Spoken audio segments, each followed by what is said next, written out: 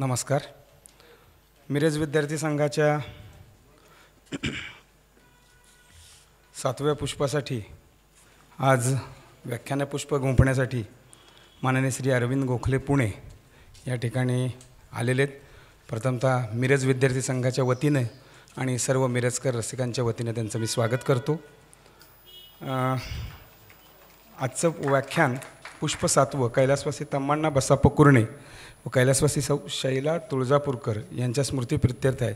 त्याही कुटुंबाचे मी पहिल्यांदा आभार मानतो, त्यांनी आजचं पुष्प स्पॉन्सर केलं त्याबद्दल. संस्थेच्या प्रथेप्रमाणे मी आजच्या वक्त्यांचं पहिल्यांदा स्वागत करतो मिरज विद्यार्थी संघाच्या वतीने.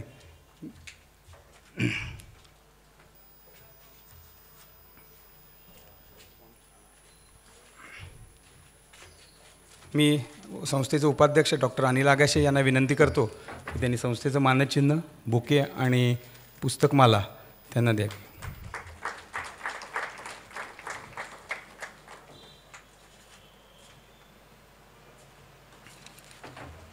आजच्या वक्त्यांचा परिचय आपल्याला करून देतो. यापूर्वी आजचे वक्ते 1995 साली आपल्याकडे आलेले आहेत, त्यामुळे त्यांना सर्वश्रुत आपल्याला आहेतच. परंतु नंतरच्या काही त्यांच्या सरांच्या डेव्हलपमेंट्स किंवा सरांचं काही ॲक्टिव्हिटी ते आपल्यासमोर मी आज या ठिकाणी ठेवतो. सरांचं, श्री गोखले सरांचं माजी संपादक केसरी, माजी संपादक लोकमत आणि निवृत्त सहाय्यक संपादक लोकसत्ता या 3 वृत्तपत्रामध्ये सरांनी काम केले. त्याच्यानंतर वेगवेगळ्या पदांवर या 3ही वर्तमानपत्रामध्ये सरांनी काम केले. केसरीमध्ये मार्च 92मध्ये त्यांचे संपादक म्हणून नियुक्ती झाली आणि दैनिक लोकमत, लोकसत्ता या दैनिकातून त्यांनी असंख्य अग्रलेख लिहिलेले आहेत. केसरी, लोकसत्ता या दैनिकात अनेक सदरांचे लेखन सरांनी केलेलं आहे. सामान्य माणसांच्या प्रश्नांना वाचा फोडण्याचं काम, तसेच अनेक संकटांना सामोरा विश्वचषक क्रिकेट स्पर्धेचे पाकिस्तानमध्ये जाऊन रोजच्या रोज केसरीमध्ये त्याचं विवेचन किंवा वर्णन सरांनी केलेलं आहे. केसरीमध्ये 1969मध्ये उपसंपादकपदी निवड आणि उपसंपादक ते संपादक या दरम्यान अनेक पदांवर आणि महत्त्वाच्या पदांवर सरांनी या ठिकाणी काम केलेलं आहे. अनेक महत्त्वाच्या घडामोडींचे दिल्लीत किंवा अन्यत्र जाऊन विश्लेषण सरांनी या कालखंडामध्ये केलेलं आहे. अनेक राजकीय पक्षांच्या अधिवेशनाचे वार्तांकन, दिल्लीची खुसखुशीत वार्तापत्रे आणि दिल्ली दिनांक या सदरामध्ये त्यांचे काही लेखही प्रसिद्ध झालेले आहेत. बोरिवलीच्या सुषमा स्वराज मंचाच्या वतीने बांगलादेश पुन्हा पूर्व पाकिस्तान या विषयावर सरांचं भाषण आणि अभ्यास दोन्ही या ठिकाणी आहे. श्री गोखले पंतप्रधानांच्या समवेत चीन, दक्षिण कोरिया, सिंगापूर, व्हिएतनाम आणि पाकिस्तान या 5 देशांचा दौरा करून त्यांनी त्या ठिकाणी अभ्यासही पूर्ण केलेला आहे. अमेरिकेच्या इंटरनॅशनल व्हिजिटर्स प्रोग्रॅमच्या वतीनं दक्षिण आशियातील तणावाचे नियंत्रण या विषयावर अमेरिकेचा अभ्यास दौरा त्यांनी 1994 साली पूर्ण केला. पाकिस्तान संबंध आणि काश्मीरचा प्रश्न या विषयावर संशोधन 1998 साली पूर्ण केलेलं आहे. मंडालेचा राजबंदी जे आकाशवाणीच्या पुणे केंद्रावर सलग 2 वर्ष वाचन म्हणजे 2008 आणि 2009 या कालावधीमध्ये पूर्ण केलेलं आहे. झी मराठीवर लोकमान्य या लोकप्रिय मालिकेचा संशोधन प्रमुख म्हणून सरांनी काम केलं. मी काही सरांची पुस्तकं आणि काही सरांना मिळालेले पुरस्कार आपल्यासमोर ठेवतो. कैलासवासी बाबूराव ठाकूर निर्धार पारितोषिक 2003मध्ये सरांना मिळालेले. उत्कृष्ट पत्रकारितेचे आचार्य अत्रे पारितोषिक 1996 साली. सुशीलादेवी देशमुख एकमत पारितोषिक सर्वोत्कृष्ट पत्रकारितेसाठी 2003 साली. माध्यमरत्न पारितोषिक सर्वोत्कृष्ट पत्रकारितेसाठी 2004 साली. अल कायदा ते तालिबान या अनुवादित ग्रंथास महाराष्ट्र साहित्य परिषदेचा पुरस्कार सन 2013 साली मिळालेला आहे. उत्कृष्ट पत्रकारितेसाठी केसरी मराठा संस्थेचे जयंतराव टिळक पारितोषिक 2014 साली त्यांना मिळालेलं आहे. असाही पाकिस्तान या ग्रंथास महाराष्ट्र साहित्य परिषदेचे पारितोषिक सन 2017 साली त्यांना मिळालं आहे. संघर्ष बलुचिस्तानचा या ग्रंथास महाराष्ट्र साहित्य परिषदेचे अभिजात साहित्याचे पारितोषिक 2018 साली मिळाले आहे. उत्कृष्ट साहित्यिक कामगिरीसाठीचा ख्यातनाम साहित्यिक मृत्युंजयकार कैलासवासी शिवाजीराव सावंत स्मृती पारितोषिक सन 2023 साली. असं बहुआयामी व्यक्तिमत्व आज या ठिकाणी व्याख्यान पुष्पास आपल्याला लाभलेलं आहे. हे आपलं भाग्य आहे. 100व्या व्याख्यानमालेच्या पुष्पासाठी सुद्धा या ठिकाणी हे गौरवास्पद आहे. सरांची काही पुस्तकं आहेत. अक्षरांजली, पाकिस्तान नामा, अमेरिकेत शिकायचे, IC 814, संपादन, कारगिल ते कंदाहार, मंडालेचा राजबंदी, परदेशात शिकायचे, पाकिस्तानात 60 वर्ष अनुवादित, अल कायदा ते तालिबान अनुवादित, असाही पाकिस्तान, संघर्ष बलुचिस्तानचा, कलम 370 आणि 35 अशा प्रकारच्या विविध पुस्तकांचं सरांनी लेखन केलेलं आहे. टिळक पर्व, लोकमान्य टिळक यांच्या शेवटच्या 6 वर्षाच्या झंझावाताचा आलेख, वज्रपुरुष, लोकमान्यांचे विविध पैलूंचे दर्शन त्या पुस्तकामधून सरांनी केलेलं आहे. आता सरांचे नवीन पुस्तक एक प्रकाशित होते, खलिस्तानचे कारस्थान आणि लोकमान्यांच्या प्रस्तावना. अशा बहुआयामी व्यक्तिमत्व आज या ठिकाणी आपल्याला लाभलेलं आहे. मी आपला फार वेळ न घेता आपण आज सरांचं बलुचिस्तानचे भवितव्य या विषयावर व्याख्यान ऐकण्यास सर्वजण उत्सुक आहात. मी सरांना विनंती करतो की त्यांनी आपलं विवेचन आपल्यासमोर मांडावं. धन्यवाद.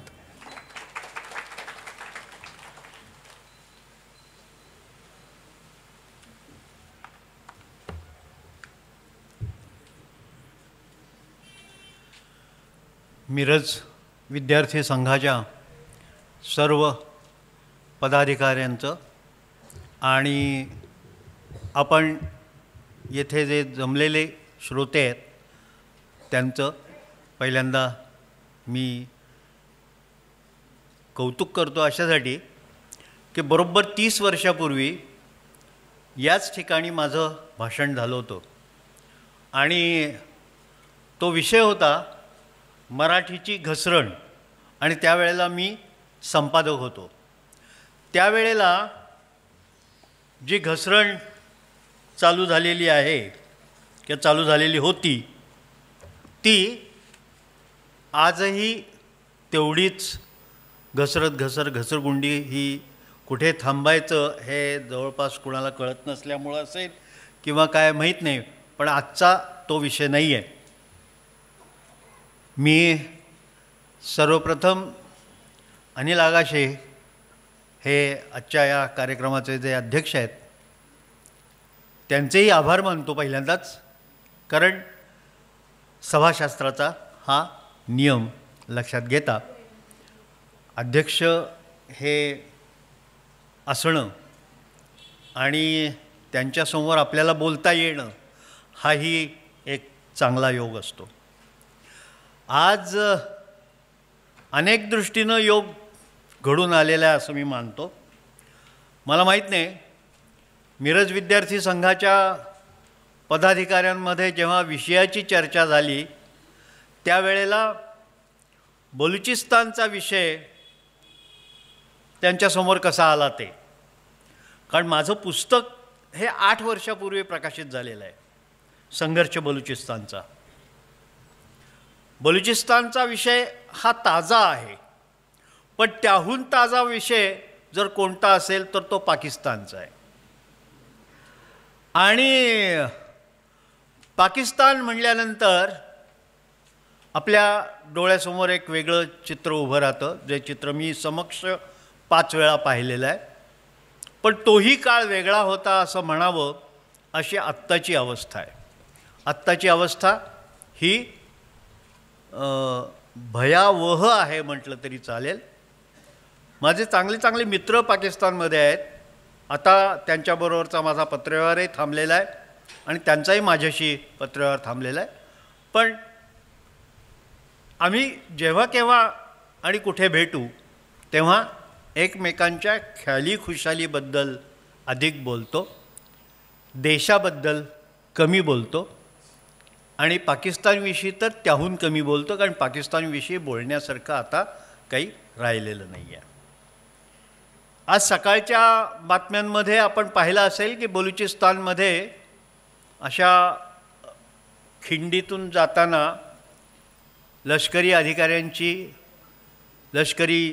पाकिस्तानच्या लष्करी सैनिकांची गाडी उडवण्यात आली आणि त्यात 8 किंवा 10 किंवा जास्तही असतील असे सैनिक मारले गेले. मगाशी चर्चा झाली त्यावेळेला विषय असा होता की हे आपण काही केलं आहे किंवा काय, तर आपण काही करावं लागत नाही, कारण बलुचिस्तानच्या लोकांना हे व्यवस्थित जमतं आणि कधी केव्हा कुठे कशा पद्धतीनं पाकिस्तानी लष्कराला खिंडीत पकडायचं हे त्यांना अतिशय चांगलं जमतं. हे मी बलूच बंडखोरांबद्दल बोलतोय. आज थोडंसं बलुचिस्तानविषयी मी बोलणार आहेच, पण पाकिस्तानविषयी पण, म्हणजे पाकिस्तानचाच विषय आणि पाकिस्तानचाच तो भाग असल्यामुळं आत्ता तरी त्यावर बोललं पाहिजे असं मला वाटतं. आज परराष्ट्र सचिव विक्रम मेस्त्री यांची जी पत्रकार परिषद झाली ते आपल्यापैकी बहुतेकांनी बघितली असेल, पण बघितली नसेल तर त्यातले एक वाक्य जे सूचकपणानं ते बोलले ते लक्षात घ्या. ते असं म्हणाले की भारतानं 15 दिवसपर्यंत वाट पाहिली, 15 दिवसपर्यंत वाट पाहिली की काहीतरी पाकिस्तानमध्ये किंवा या घटनाचक्रामध्ये काहीतरी सुधारणा होईल. पण ही सुधारणा झाली नाही. म्हणजे विक्रम मिस्त्रींना असं सांगायचं होतं की त्यांना असं वाटलं पाहिजे, त्यांना असं वाटायला हवं होतं की अरे आमचं चुकलं, पहलगाममध्ये जे काही घडलं त्याच्याबद्दल आम्ही जबाबदार आहोत आणि त्यासाठी आम्ही पहलगाममध्ये जे मारले गेले त्यांच्या कुटुंबियांची आणि अर्थातच भारताची माफी मागतो असं ते म्हणाले असते. हे त्यांनी ते म्हणालेलं नाही आहे, हे त्यांच्या बोलण्यातनं काय सूचित होत होतं ते मी सांगतोय. की हे जर ते बोलले असते तर कदाचित भारतानं सुद्धा विचार केला असता. पण ते बोलणार नाहीत आणि ते बोलले नाहीत, हेही तितकंच खरं आहे. त्यामुळे ते काही करतील आणि केलं असेल असं वाटत नाही. पण तरीही त्या घटनाचक्राकडे लक्ष दिलं तर असं लक्षात येतं त्यांचे एक संरक्षण मंत्री आहेत ख्वाजा अब्बास. त्यांनी जे TV वरती जी मुलाखत दिली त्याच्यामध्ये असं सांगितलं की दहशतवाद्यांना पोसण्याचं काम तर आम्ही गेली 30 वर्ष करतो आहोत आणि तेही आम्ही अमेरिकेच्या सांगण्यावरून करतो आहोत. म्हणजे मी मरेनच, पण अमेरिकेलाही पायाखाली घेऊन मारेन आणि मग माझं काय व्हायचं ते होऊ द्या. आणि नुसतं अमेरिकेचं नाव घेतलं नाही, आम्ही ब्रिटनच्या सांगण्यावरून सुद्धा हे गेली 30 वर्ष करत होतो. म्हणजे गेली 30 वर्ष म्हणजे बघा, मी इथे येऊन गेलो आपल्यासमोर ते बरोबर 30 वर्षापूर्वी, पण त्यावेळेचा विषय वेगळा होता. पण त्यावेळेला माझ्या आठवणीप्रमाणे 3 तरी पाकिस्तानच्या ट्रिपा झालेल्या होत्या. पण त्यावेळेला मी पाकिस्तान हा विषय घेतलेला नव्हता. तर हे सगळं सांगायचं कारण म्हणजे पहलगाममध्ये 22 एप्रिलला निर्दोष निरपराध अशा पर्यटकांना गोळ्या घालून मारण्यात आलं आणि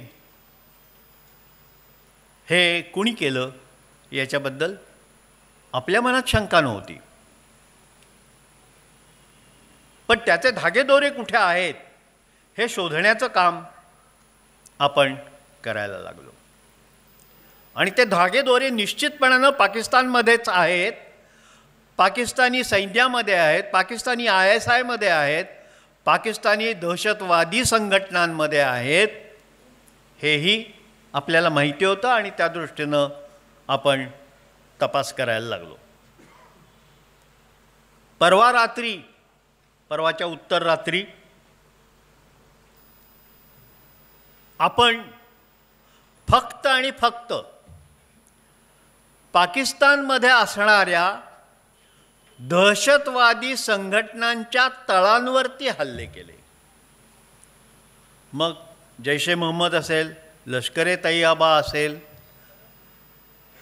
या संघटनांचे तळ कुठे कुठे आहेत हे शोधून काढून, आणि ते अगदी प्रिसिजन असतं. म्हणजे इथे तंत्रशास्त्राचा कुणी अभ्यासक असेल तर तो सांगेल की ती जी मिसाईल्स आहेत त्या मिसाईल्सच्या टोकाशी जो सेन्सर बसवलेला असतो तो सेन्सर सांगतो की वायव्येला अमुक थोडा वळसा घातला आणि 30 अंशामध्ये फिरवल्यानंतर आणि थोडं पुढं गेल्यानंतर जे ठिकाण येईल ते जैश ए मोहम्मदचं केंद्र असेल किंवा लष्कर ए तैयबाचं मुर्दिकेचं केंद्र असेल. त्या मुर्दिकेला मी गेलेलो नाही आहे. जाण्याचा एकदा प्रयत्न केलेला होता, पण मला वाटेतच अडवलं आणि पाठीमागे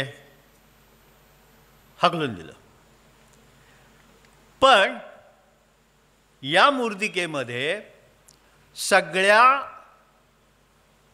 दहशतवाद्यांना प्रशिक्षण दिलं जातं आणि हे सगळे दहशतवादी हे भारत सेंट्रिक असतात, भारत केंद्रित असतात, भारताकडे त्यांना पाठवायचं असतं. आता त्यातले काही परवाच्या आपल्या क्षेपणास्त्रांच्या माऱ्यामध्ये मारले गेले, काही तुमच्या बहावलपूरमध्ये मारले गेले. जैश ए मोहम्मदचं सगळ्यात मोठं केंद्र हे बहावलपूरमध्ये आहे.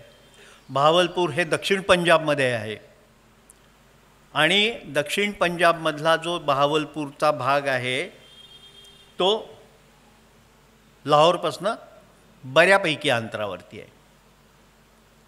पण बहावलपूर म्हटल्यानंतर एक गोष्ट लक्षात येते ती अशी की बहावलपूरमध्ये त्यांचा म्हणजे पाकिस्तानचा आजवरचा सगळ्यात मोठा कृतज्ञ दहशतवादी नेता जो होता किंवा सगळ्यात मोठा जो लष्करशहा होता, तुम्ही टप्पे बघा, अयूब खान, याया खान, त्या रांगेतला तो म्हणजे झियाउल हक. 1000 तुकड्यांचं स्वप्न पाहणारा, भारताचे 1000 तुकडे करण्याचं स्वप्न पाहणारा तो नेता, ज्यांनी भारताला रक्तबंबाळ झालेलं मला पाहायला आवडेल असं सांगणाऱ्या भुट्टोंना फासावर चढवलं. आणि त्याच झियाउल हकना बहावलपूरमध्ये विमानाच्या स्फोटामध्ये मृत्यू आला. लक्षात घ्या की जो ज्या पद्धतीनं कर्म करत असतो त्याच पद्धतीनं त्याला मरावं लागतं. झियाउल हकला विमानात बसल्यानंतर, विमानात बसताना त्याच्यावरती एक कादंबरी आहे. माझ्या कल्पनेप्रमाणे त्या इंग्रजी लेखकांनी बास्केट फुल ऑफ मँगोज किंवा असं काहीतरी त्या कादंबरीचं वर्णन केलेलं आहे. आणि तिथे झियाउल हकना आंब्याची पेटी दिली. वास्तविक पाकिस्तानचे ते अध्यक्ष होते त्यावेळेला, हुकुमशाह होते, आणि त्या हुकुमशहानी असे आंबे स्वीकारावेत की नाही हा पुढचा प्रश्न होता. पण त्यांनी ते आंबे स्वीकारले आणि जे व्हायचं ते झालं. 11व्या मिनिटाला विमान वरती गेलेलं असताना 11व्या मिनिटाला त्याचा स्फोट झाला आणि त्याच्यामध्ये त्याच्या शरीराच्या चिंध्या झाल्या. हेच तुमच्या विधिलेखितात लिहिलेलं असतं. हेच तुम्हाला भोगावं लागतं. जे तुम्ही करता ते भोगणं म्हणतात, ते याला म्हणतात. बलुचिस्तानमधल्या सगळ्या नेत्यांना यांनी म्हणजे झुल्फिकार अली भुट्टो असोत, झियाउल हक असोत, नाहीतर आजचे शहाबाज शरीफ असोत, या सगळ्या नेत्यांनी बलूच नेत्यांना कशा पद्धतीनं मारायचं, कशा पद्धतीनं त्यांच्या हत्या घडवायच्या, कशा पद्धतीनं त्यांचे हालहाल करायचे, ते सगळं व्यवस्थित योजलेलं असतं आणि योजलेलं होतं. आधीच्या काळामध्ये ते योजलेलं होतं आणि आत्ताच्या काळामध्ये ते योजलेलं असतं. माझ्याकडे एक पत्र आहे. मी मुद्दाम हे विषय पाकिस्तानपासून सुरू केला, बलुचिस्तानपर्यंत आलो आहे, पुन्हा मी पाकिस्तानकडे वळणार आहे. पण त्याआधी माणुसकी नसलेला देश, माणुसकीचा शत्रू असलेला देश काय करतो हे कळावं म्हणून हे पत्र तुम्हाला वाचून दाखवतो. पाकिस्तानचा हा प्रांत आहे बलुचिस्तान. बलुचिस्तानचा एक जिल्हा आहे कलात. कलात, लाजबेला, मकरन असे अनेक जिल्हे लागून लागून आहेत.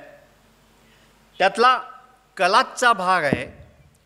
तो कलातचा संस्थानिक जो होता तो म्हणाला मी पाकिस्तानमध्ये येणार नाही. जसं आपल्याकडच्या हैदराबादच्या संस्थानिकांनी आपल्या भारतामध्ये विलीन व्हायला पहिल्यांदा नकार दिला होता आणि नंतर तो शरण आला आणि नंतर तो विलीन झाला.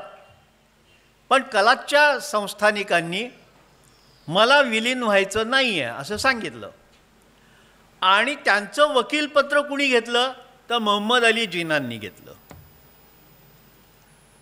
आणि त्याच मोहम्मद अली जिनांनी गव्हर्नर जनरल बनल्यानंतर 1948 मध्ये पहिल्यांदा जी काही कारवाई केली ती या कलातवर केली. कलातमध्ये सैन्य घुसवायचं होतं तर त्यांनी त्या सैन्याचं प्रमुख पद घुसवणार म्हणजे ज्यांना घुसवायचं आहे त्या सैन्याचं प्रमुख पद हे मेजर जनरल अकबर खानकडे दिलं. हा अकबर खान कोण? तर हा अकबर खान ज्यांनी काश्मीरमध्ये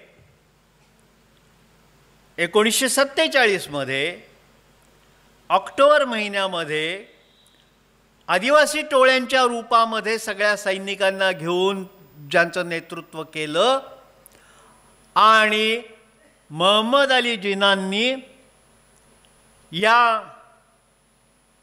सेना दलाच्या प्रमुखाला असं सांगितलं होतं की सैन्याला सांगा की तुम्ही काय वाटेल ते करा, पण श्रीनगरमध्ये 4थ्या दिवशी आपला झेंडा, पाकिस्तानचा झेंडा लागला पाहिजे.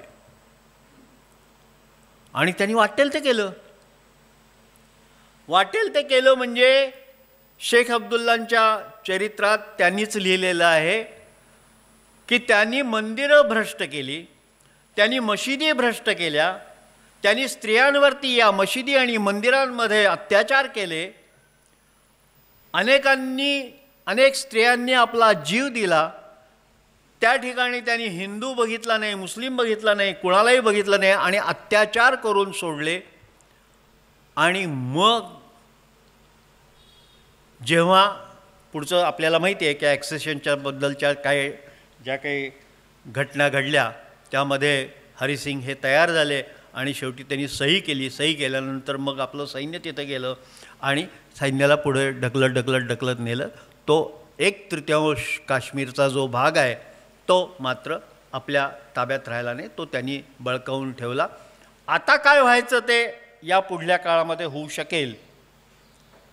मी परवा एका वाहिनीवरती सांगताना असं म्हटलं होतं की आता चालून आलेली ही सोन्यासारखी संधी आहे. घ्यायचं की नाही हा सरकार दरबारचा प्रश्न आहे.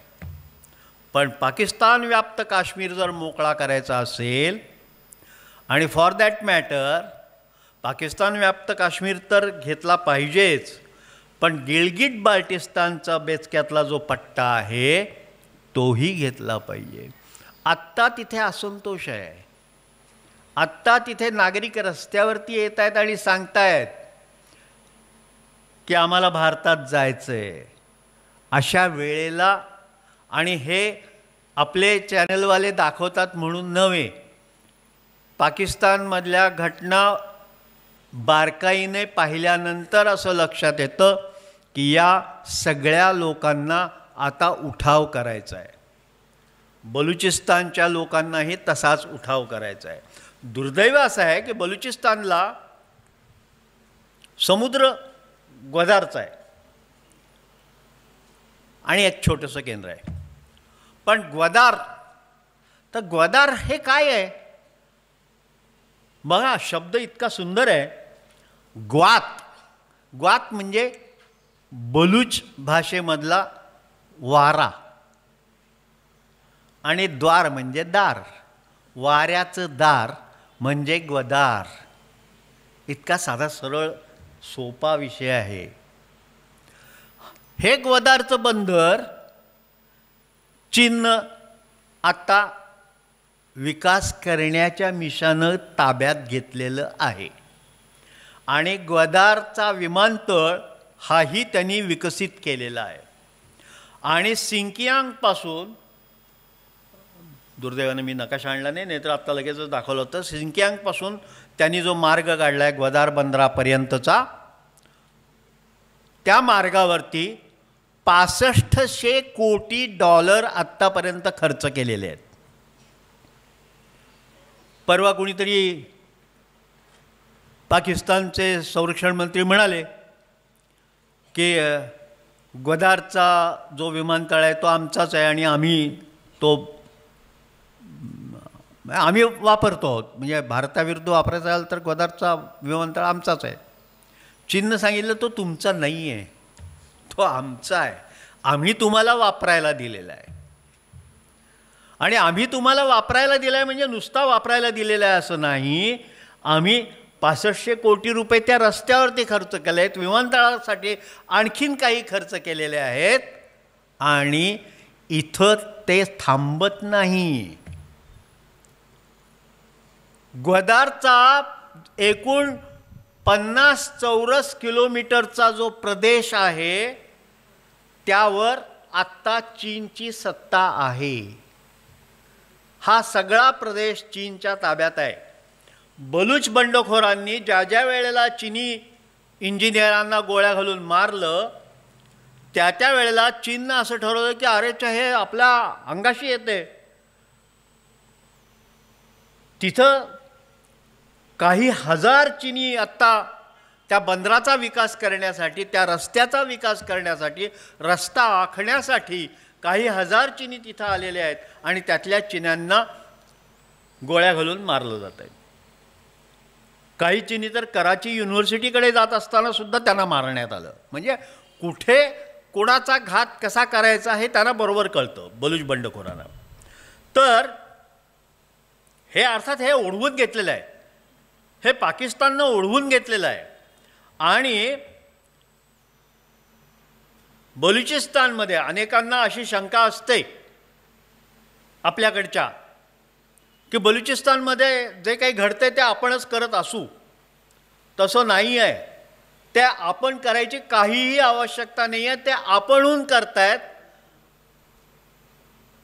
त्यांना पाठबळ जर कुणाचं असलंच तर ते अफगाण बंडखोरांचं आहे. त्यांना पाठबळ कुणाचं असलंच तर ते वायव्य सरहद्द प्रांतातल्या पठाणांचं आहे. वायव्य सरहद्द प्रांत म्हणजे आजचा खैबर पख्तूनख्वा, त्यांचं पाठबळ आहे. ते त्यांना बंदुका पुरवतात, स्फोटकं पुरवतात, सगळं जे काय करायचं ते करतात. भारताचा त्याच्याशी संबंध नाही. संबंध असला तर तो कदाचित खालच्या बाजूला काही गडबड झाली. पूर्वी एकेकाळी जे सिंधची चळवळ होती त्यावेळेला थोडंफार आपल्याला त्यांच्याबद्दलची आत्मीयता होती, पण आता तीही राहिलेली नाही आहे. कारण सिंध माझ्या पाकिस्तान नामा पुस्तकामध्ये बेनजीर भुट्टोंची मुलाखत आहे आणि त्या बेनजीर भुट्टोंच्या मी घेतलेली मुलाखत आहे. मुलाखतीमध्ये त्या असं म्हणाल्या आहेत की अहो या म्हणजे त्यावेळेचा त्यांचा राग हा झियावरती आहे. झिया हा टिपिकल पंजाबी माणूस होता आणि त्याला सिंधी लोकांबद्दलचा राग होता. आजही तो पंजाब्यांना सिंधी लोकांबद्दल राग असतो. सर्व पाकिस्तानचं व्यवस्थापन जर बघितलं तर त्यातले बहुतांशी लोक हे पंजाबी असतात.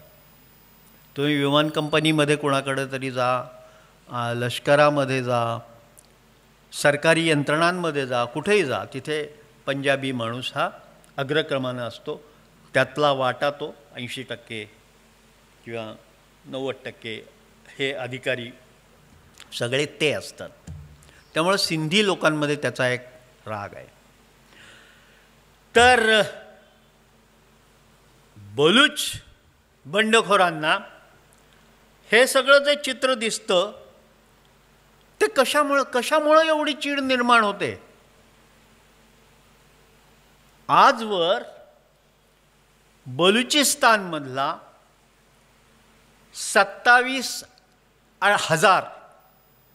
27,000 लोक स्त्री पुरुष हे घरातनं धरून नेलेले आहेत आणि पुढे ते बेपत्ता झालेले आहेत.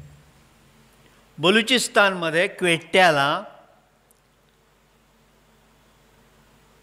रोज लोक क्वेट्याच्या सचिवालयापुढे धरणं धरून बसलेले असतात आणि त्यांच्या हातात त्यांच्या आईवडिलांचा आजोबांचा फोटो असतो.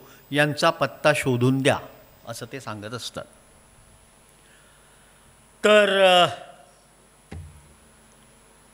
या मुलीनं सायरा बलोच हे तिचं नाव, ती आता 18 वर्षाची आहे. ती असं म्हणते की ती एका शवागारामध्ये जाते.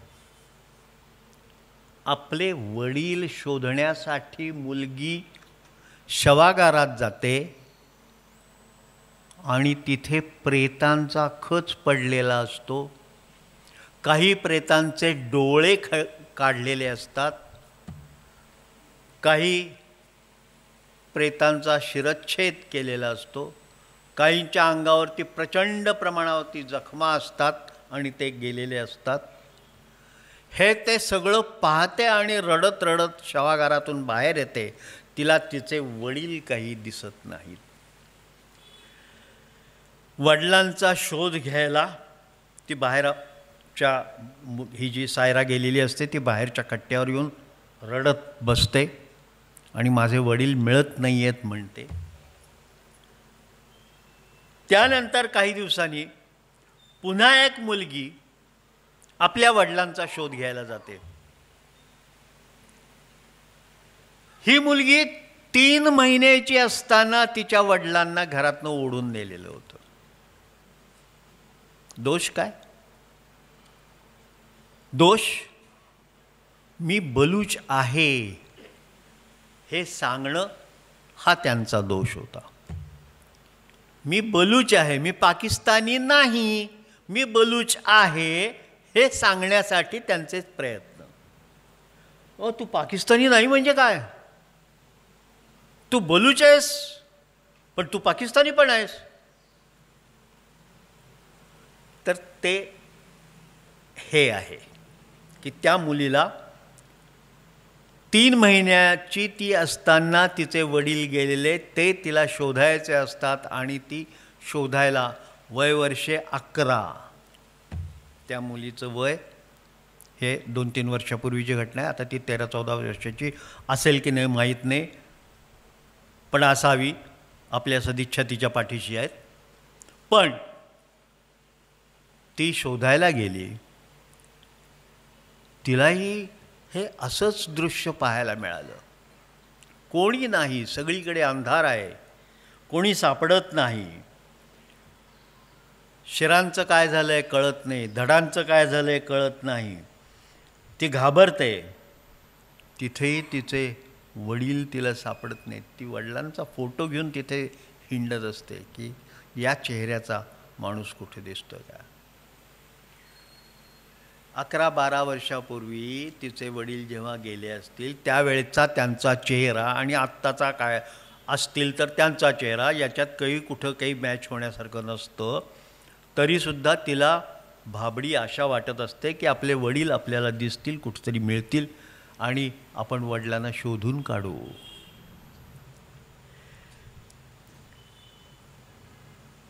दुसरी एक महिला आहे.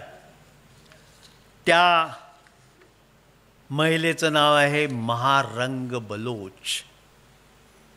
महारंग बलोच ही आज ह्युमन राईट ॲक्टिव्हिस्ट झालेली आहे. महारंग बलोच ही बलूच बंडखोरांच्याच नव्हे तर बलूच जनतेच्या मागण्यांसाठी रस्त्यावर उतरते. ती वकील आहे. ती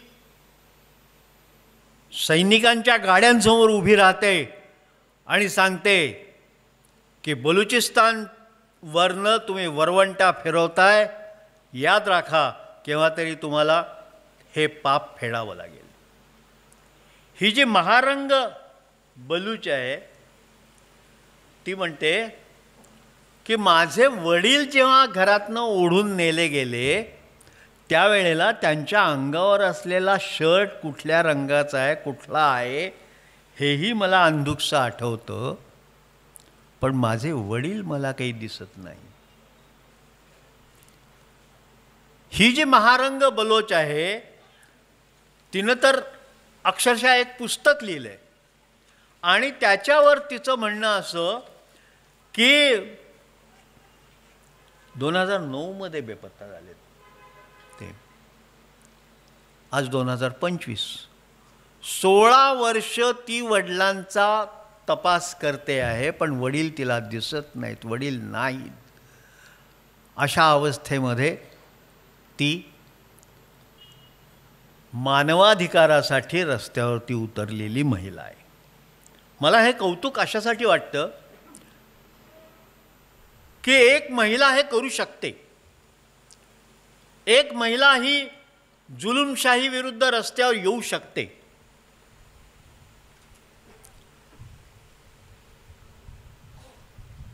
माझी स्टिम्सन सेंटरमध्ये वॉशिंग्टनला काम करत असताना एक पाकिस्तानी इंटरनॅशनल लॉ मध्ये एक्सपर्ट असलेली एक मुलगी, म्हणजे त्यावेळेला मुलगी होती, तिचं नाव सांगत नाही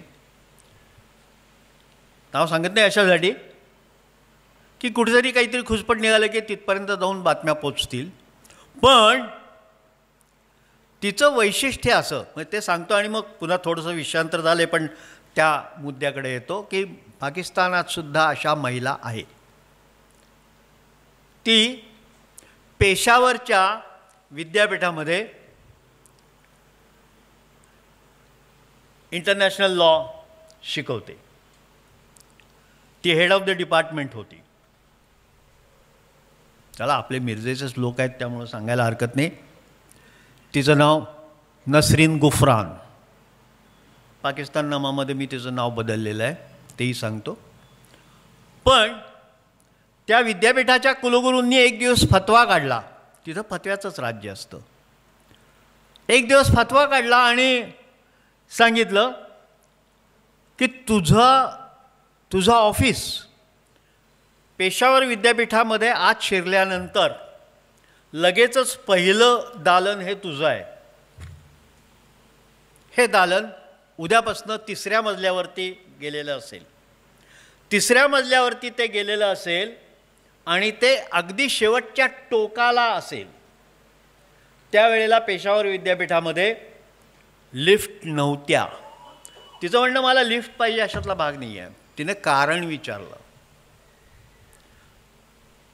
पेशावर विद्यापीठाच्या सुशिक्षित कुलगुरूंनी तिला असं सांगितलं की विद्यार्थ्यांची म्हणजे पुरुष विद्यार्थ्यांची अशी तक्रार आहे की तिच्या दालनावरनं आम्हाला जाता येणार नाही, कारण तो आमचा अवमान आहे, पुरुष जातीचा अवमान आहे. का अवमान? तर ती हेड ऑफ द डिपार्टमेंट आहे, तिच्या दालनावरनं आपण आपल्या वर्गाकडे जायचं की आपल्या ऑफिसकडे जायचं म्हणजे काय भलंच आहे, भलं आहे. म्हणून ती त्यांना म्हणाली की हे जमणार नाही, माझं ऑफिस हे इथेच असेल. या कारणासाठी तर मी इथनं हलणारच नाही. ते म्हणाले तुला जावं लागेल. ती कशीबशी एक दिवस वरती जाऊन तिनं ऑफिस थाटलं, पण दुसऱ्या दिवशी तिच्या लक्षात आलं की ही टर्रेगिरी आपण खपवून घेता कामा नये. म्हणून हा किस्सा म्हणून नव्हे, पण हे चक्षुर्वे सत्यम तिनं मला सांगितलेलं आहे ते असं की दुसऱ्या दिवशी जेव्हा मी परत आले म्हणजे तिसऱ्या दिवशी, तेव्हा मी विद्यापीठाच्या चौकात कुलगुरूंच्या कार्यालयासमोर उपोषणाला बसले, खाली मांडी घालून बसले आणि या कारणासाठी मी उपोषण करते असा बोर्ड मी मोठा पाठीमागे लावला आणि माझं उपोषण सुरू केलं. कुलगुरू हे त्यानंतरच्या 4 दिवसांनी शरण आले आणि म्हणाले बाई ग माफ कर, तू पहिल्याच खोलीमध्ये राहा, विद्यार्थ्यांना काय सांगायचं ते मी सांगतो, पण विद्यार्थ्यांना दुसरीकडे हलवता येते का ते मी पाहतो. म्हणजे पुन्हा तीच टर्रेगिरी आहे की मी विद्यार्थ्यांना दुसरीकडे हलवतो, पण तू इथे थांब, तुझं ऑफिस इथं राहू दे, बाकीच्या खोल्या मोकळ्या राहिल्या तरी हरकत नाही. तिनं सांगितलं जमणार नाही, जे पहिल्यासारखं होतं तेच झालं पाहिजे. मग त्यांनी दुसरा फतवा काढला.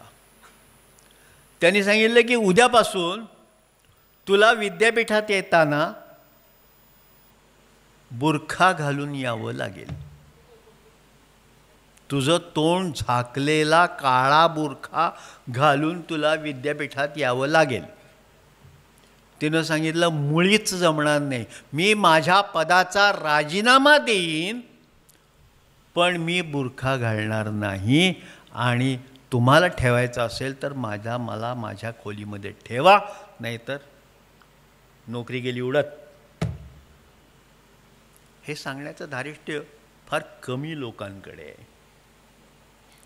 आणि झालंय काय की अफगाणिस्तानमध्ये मधल्या काळामध्ये तालिबान्यांचं राज्य आलं, नंतर सोव्हिएट युनियनचं सैन्य घुसलं, नंतर अमेरिकेने ताबा घेतला, तिथे 20 वर्ष राहिले, आता पुन्हा तालिबान्यांचं राज्य आलं, महिला कुठेच अफगाणिस्तानमध्ये दिसत नाहीत. मग अफगाणिस्तानमध्ये महिला जर दिसत नसतील तर पाकिस्तानमध्ये व्हायला काय हरकत आहे, असा त्यांचा विचार. तर तिनं एक पत्र लिहिलं. कुणी? महारंग बलोचनी. बाबा तुम्ही कुठे आहात? असाल तिथून घरी परत या. ती म्हणते बाबा जान म्हणते, बाबा जान तुम्ही कुठे आहात? असाल तिथून घरी परत या. मी लहान होते तेव्हा तुम्ही गेलात, तुमची वाट मी दरवाजात बसून कित्येक रात्री कित्येक दिवस तुमची वाट पाहिली, पण तुम्ही आला नाही. आता तरी या ना. तुम्ही सध्या कुठे असता तेही माहीत नाही, आहात की नाही हेही माहिती नाही, असलातच तर ते तुम्हाला दैत्य सोडतील की नाही हे माहिती नाही. पण तुम्ही या. तुमची वाट पाहून मम्मी गेली. मी आता काकांकडे राहते. पण मी आता शेजारच्या घरामध्ये आश्रय घेतलेला आहे. आश्रय मी शेजारच्या घरामध्ये आश्रय घेतला आहे. मी वाट पाहते अशा कितीतरी जणांच्या भावना या व्यक्त होत असतात, पण कोणी अजूनही आलेलं नाही, कोणी अजूनही तिकडे फिरकलेलं नाही. अशा कितीतरी जणांना गायब करण्यात आलेलं आहे. माझं एक पुस्तक मी भाषांतरित केलेलं आहे, अल कायदा ते तालिबान. ते शेख सलीम शहाजाद या पाकिस्तान्यानं लिहिलेलं पुस्तक आहे. शेख सलीम शहाजाद हा माझ्यासारखाच पत्रकार होता. आपल्याला माहिती आहे की 1 मेच्या उत्तर रात्री पाकिस्तानमध्ये अबोटाबादमध्ये घुसून अमेरिकेनं ओसामा बिन लादेनला मारलं आणि त्याचं प्रेत उचलून नेलं आणि समुद्रामध्ये टाकून दिलं. त्यानंतर त्याचं पुस्तक फ्रॉम अल कायदा टू तालिबान बियॉन्ड 9/11 नावाचं पुस्तक, ज्याचं मी भाषांतर अल कायदा ते तालिबान असं केलं आहे. या पुस्तकाचा लेखक शेख सलीम शहाजाद यानं असं लिहिलं आहे की हे लादेनला मारलं 1 तारखेला. याच्या पुस्तकाचं प्रकाशन झालं 20 तारखेला. त्यावेळेला पुस्तकामध्ये लादेनचा समावेश नव्हता, म्हणजे लादेन कुठे आहे, काय आहे किंवा काय, कारण ते आधी तयार झालेलं होतं. 20 तारखेला फक्त प्रकाशित झालं, 20 मेला. आणि 22 मेला एशिया टाइम्स नावाच्या वर्तमानपत्रामध्ये त्याने एक न्यूज डिस्पॅच पाठवला, एक बातमी पाठवली आणि ती बातमी प्रसिद्ध झाली. त्या बातमीमध्ये थँक्यू सर, थँक्यू. त्या बातमीमध्ये त्याने असं लिहिलं होतं, त्या 20 मेला ज्या दिवशी प्रकाशन होतं त्याच दिवशी रात्री कराचीचं जे PNS मेहरान नावाचं जे नौदलाचं केंद्र आहे, ज्या नौदलाच्या केंद्रावरती अण्वस्त्र ठेवलेली आहेत, आजही ती आहेत PNS मेहरानवर, ते कराचीपासून 9 सामुद्रिक किलोमीटर अंतरावरती वगैरे 9 मैलावरती, सामुद्रिक मैलावरती ते केंद्र आहे. तर तिथे लादेनला मारल्यानंतर अल कायदाचे दहशतवादी त्या केंद्रावरती घुसले आणि त्यांनी तो किल्ला, म्हणजे दहशतवादी विरुद्ध पाकिस्तानी सैनिक असा लढा हा 15 तासांचा दिला. दहशतवादी होते 5, पाकिस्तानचं सैन्य होतं 5000. तरीसुद्धा ते त्यांना सापडले नाहीत. तेव्हा एशिया टाइम्समधल्या त्याच्या न्यूज डिस्पॅचमध्ये, बातमीमध्ये त्यांनी असं लिहिलं की हे सगळं संगनमतानं घडलं.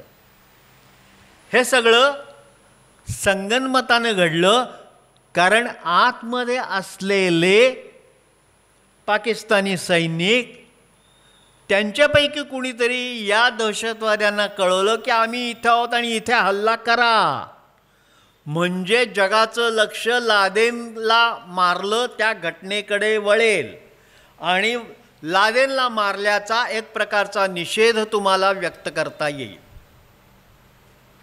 हे पाकिस्तानी सैनिक अल कायदाच्या दहशतवाद्यांना सांगतायत असं त्यांनी लिहिलं. त्याचा राग येऊन 22 मेला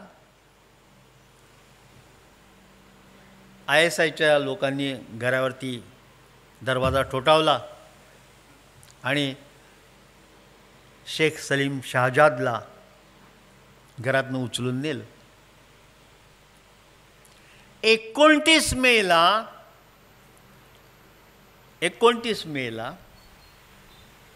रावळपिंडीच्या गटारामध्ये त्याचं प्रेत पडलेलं आढळून आलं. म्हणजे हे तो शेख सलीम शहजाद हा कराचीचा असला तरी त्याच्या बाबतीत ते तसंच घडतं, कारण त्यांनी यांना एक्सपोज केलेलं असतं, त्यांनी यांना उघडं पाडलेलं असतं आणि त्यांचे लागेबांधे कसे असतात ते दाखवले जातात.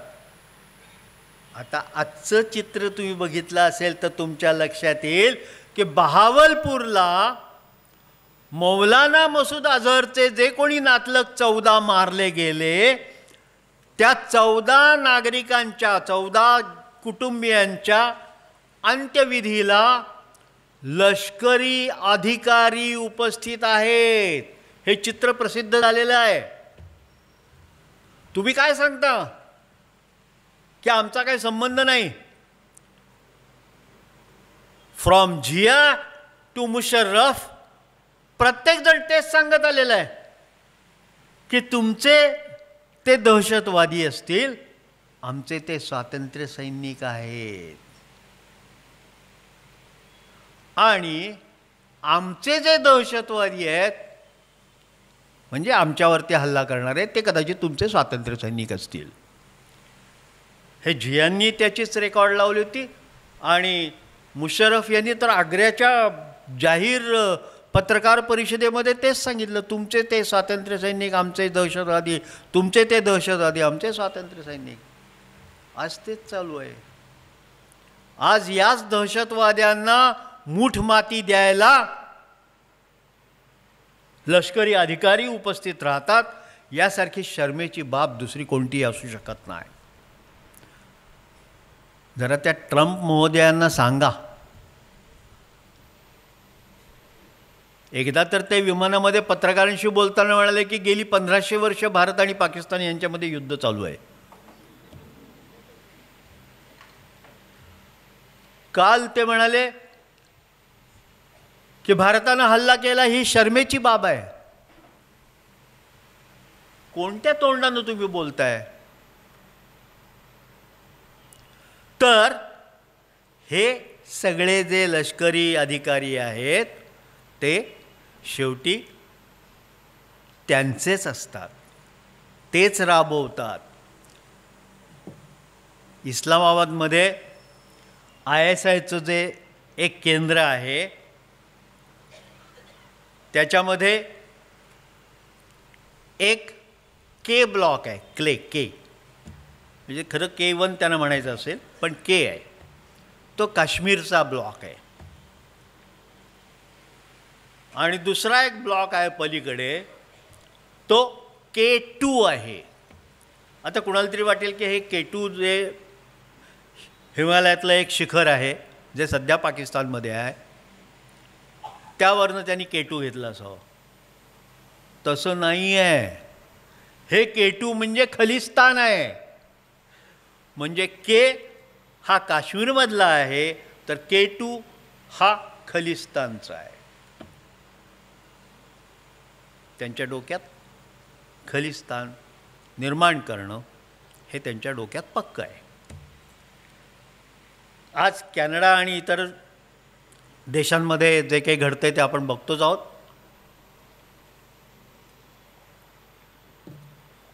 पण हे सगळे तो जो पन्नू आहे कॅनडात आणि अमेरिकेमध्ये दडून बसलेला असतो, तो म्हणतो की त्यांनी चिथावणी दिली आहे की जर पाकिस्ताननं भारतीय म्हणजे पंजाबमध्ये किंवा भारतावरती आक्रमण केलं तर पाकिस्तानी सैन्याच्या पोटापाण्याची व्यवस्था ही इथल्या शीख धर्मीयांनी करावी. आज त्याच शीख धर्मीयांच्या एका गुरुद्वारावर पाकिस्ताननं बॉम्ब हल्ला करून ते गुरुद्वार उडवलेलं आहे. लंगर कुठे स्थापन करणार आहात? आणि लंगरमध्ये तुम्ही काय यांना या छान करताय तुम्ही, असेच आमची गुरुद्वारं उडवा असं सांगणार आहात? बेशरम माणसांची, निर्लज्ज माणसांची ही जी फौज तयार होती आहे त्यामागे पाकिस्तान आहे. आणि त्याला पैसा येतो कुठून असा एक प्रश्न विचारला जातो. त्यांना हा पैसा हा तयार केला जातो. तयार केला जातो म्हणजे नोटा छापल्या जातात असं नाही. अफगाणिस्तानमध्ये जी अफू तयार होते त्या अफूचा सगळ्यात मोठा व्यापारी कोण असेल तर तो पाकिस्तानी लष्कर आहे. ते पाकिस्तानी लष्कर हे मोठं गिऱ्हाईक आहे. पाकिस्तानी लष्कर हे अफूवरती प्रक्रिया करतं, हेरोईन तयार करतं आणि ते बँकॉक मार्गानं अमेरिकेत पाठवतं. ते आपल्या सीमेवरती, आपल्या सरहद्दीवरती ड्रोनमधनं टाकण्यात येतं आणि इथल्या काही लोकांकडनं ते उचललं जातं. हे सगळं विशेष आहे, हे भयानक आहे. आणि याच पंजाबमध्ये, आता तो थोडा वेगळा भाग आहे पण मी आत्ता फक्त सूचित करून ठेवतो की याच पंजाबमध्ये जी सरकारं आली त्या सरकारांचं इतकं दुर्लक्ष झालेलं आहे की आज तो सिनेमा उडता पंजाब जो होता तो या विषयावर होता.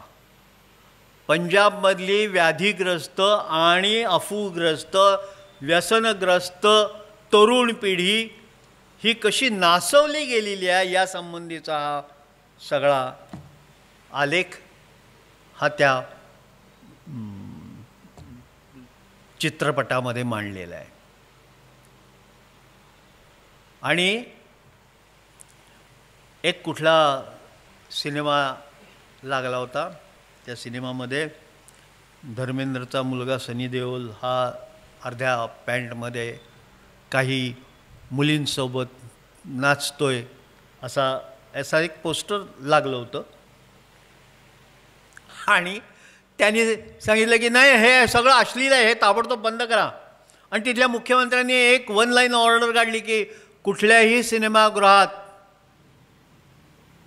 हा सिनेमा दाखवला जाता कामा नये. मुद्दा तो नाही आहे.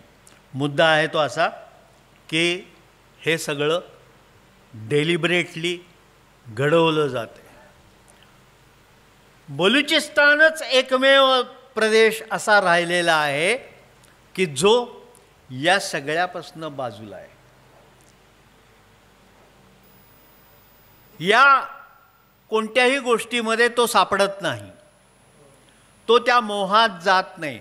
त्याचा फक्त एकमेव उद्देश असा आहे की बलुचिस्तान स्वतंत्र व्हावा. त्यांच्या सुदैवानं त्यांना 1-2 समुद्रकिनारे आहेत, ग्वादारचं बंदर आहे आणि इराणमध्ये जे चबाहार बंदर आहे ते चबाहार बंदर विकसित करण्यासाठी अटल बिहारी वाजपेयींच्या काळामध्ये त्याला पहिल्यांदा मान्यता दिली गेली आणि मोदींच्या कालखंडामध्ये ते जवळपास पूर्णत्वास आलेलं आहे. आणि त्याची रचना अशी आहे की ग्वादारचं बंदर इथं असेल तर चबाहारचं बंदर इथं आहे आणि चबाहारचं बंदर आपल्याला वापरायला मिळणार आहे. ग्वादारच्या बंदरामध्ये चिन्यांची जी काही धावपळ होणार आहे किंवा चिन्यांना जे मुक्तद्वार मिळणार आहे, त्या ग्वादार बंदराचं कशासाठी ग्वादार बंदर पाहिजे त्यांना, तर त्यांना जो भारताला वळसा घालून आपला व्यापार करण्यासाठी जी जहाजं पाठवावी लागतात त्याच्याऐवजी थेट तिथपर्यंत माल आणून टाकायचा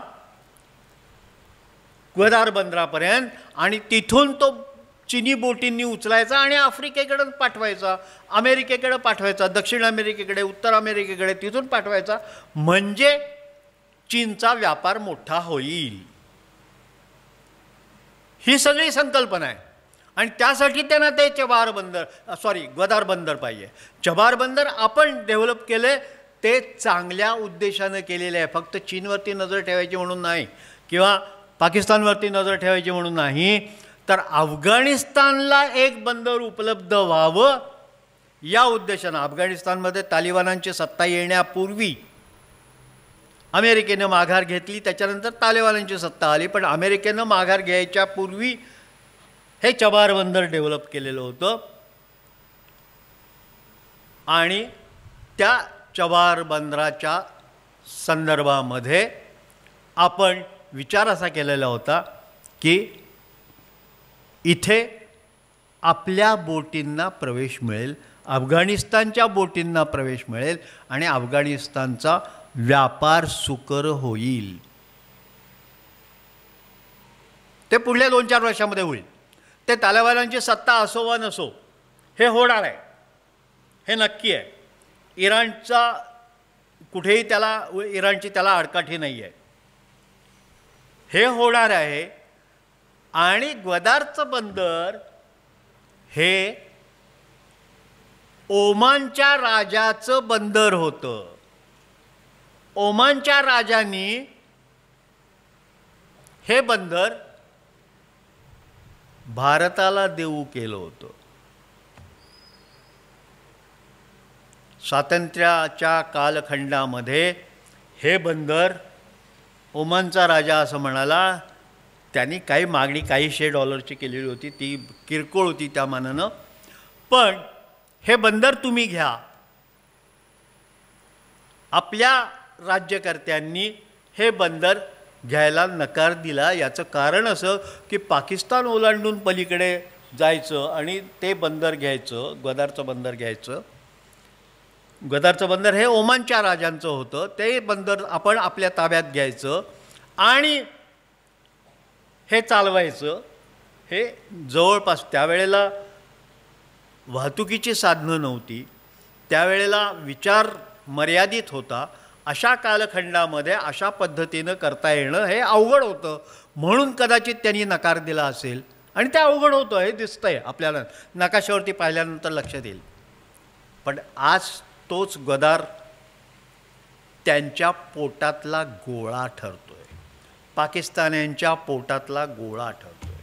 याचं एक कारण असं आहे की आता मूळ मुद्दा सांगतो की या ग्वादार बंदराच्याच परिसरात नव्हे तर संपूर्ण बलुचिस्तानमध्ये आता गॅस मिळतोय. आता पेट्रोलियम प्रॉडक्ट्स तयार होत आहेत, म्हणजे मिळण्याची शक्यता निर्माण झालेली आहे. इथे प्रचंड प्रमाणामध्ये सोन्याच्या खाणी मिळतील अशी शक्यता आहे. तांबं आहे, जस्त आहे, अशा अनेक खाणी तयार होतील. त्यामधलं जे उत्पादन आहे, म्हणजे सोनं असेल, जस्त असेल, तांबं असेल, लोह असेल, यातलं उत्पादन जे आहे ते त्यातला 60% वाटा आम्हाला मिळाला पाहिजे असं चीननं सांगितलं आहे. 60% वाटा आम्हाला द्या, 40% तुम्ही घ्या. आणि हा 40% वाटा बलुचिस्तानला मिळणार नाही आहे.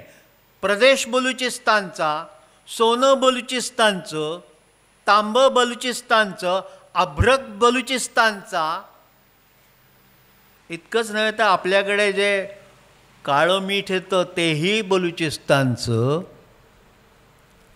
आणि याचा सगळा वाटा म्हणजे 60%हून अधिक वाटा हा चीनला पाहिजे. 40% वाटा हा पाकिस्तान घेणार आणि बलुचिस्तानच्या हातात काही राहणार नाही. हे ते दुःख आहे. आणि या दुःखासाठी बलुचिस्तानचा नागरिक लढतोय, संघर्ष करतोय. आणि तो असं सांगतोय की नाही, हे आमचं आहे, हे खनिज संपत्ती आमची आहे, ती आम्हाला मिळाली पाहिजे. यात गैर काही नाही आहे. चीन कोण लागून गेला? ज्याच्यावरती तुम्ही रस्ता डेव्हलप केला याचा अर्थ संपूर्ण बलुचिस्तान काबीज केला असं नाही. पण आता जवळपास तशीच परिस्थिती निर्माण झालेली आहे. ग्वादारचं बंदर आमचं, बलुचिस्तानमधला सगळा खनिज संपत्तीचा माल आमचा, हापापाचा माल गपापा म्हणतात ते आहे असं आहे. हे त्यांना करायचं आहे. आणि त्यातून बलुचिस्तानच्या बंडखोरांनी काही मागण्या केल्या आहेत. काय आहेत मागण्या? या मागण्या अशा आहेत की आमच्याकडनं जे तुम्ही लोकांना उचलून नेलेलं आहे त्यांचा ठाव ठिकाणा कळला पाहिजे. यातले सगळे नागरिक जे गेलेले आहेत ते परत आले पाहिजेत. गेलेले आहेत म्हणजे ते वरती गेलेले परत येऊ शकत नाहीत. पण जे मारले गेलेले आहेत ते कोण आहेत, ते कधी मारले गेले, त्यांची माहिती आम्हाला मिळाली पाहिजे. हा जो वाटा तुम्ही 60% देऊ केलेला आहे चीनला, तो त्यातला 1% सुद्धा आम्ही त्यांना देणार नाही. तो सगळाच्या सगळा आमचा आहे. कष्ट आमचे आहेत, भूमी आमची आहे. तेव्हा हे मान्य असेल तर आम्ही पाकिस्तानात राहू, मान्य नसेल तर आम्ही चाललो. पण इतकं ते सोपं नाही आहे. काय करतील? अहो, या झुल्फिकार अली भुट्टोंनी इराणच्या शहांच्या मदतीनं, इराणमध्ये शहाचं सरकार होतं त्यावेळेला, इराणच्या शहाच्या कडून हेलिकॉप्टर्स घेतली आणि हेलिकॉप्टर्स घेऊन खाली बॉम्ब फेकले आणि त्या सगळ्या बलूच बंडखोरांचे जे नेते होते त्यांना त्याच्यामध्ये मारलेलं आहे.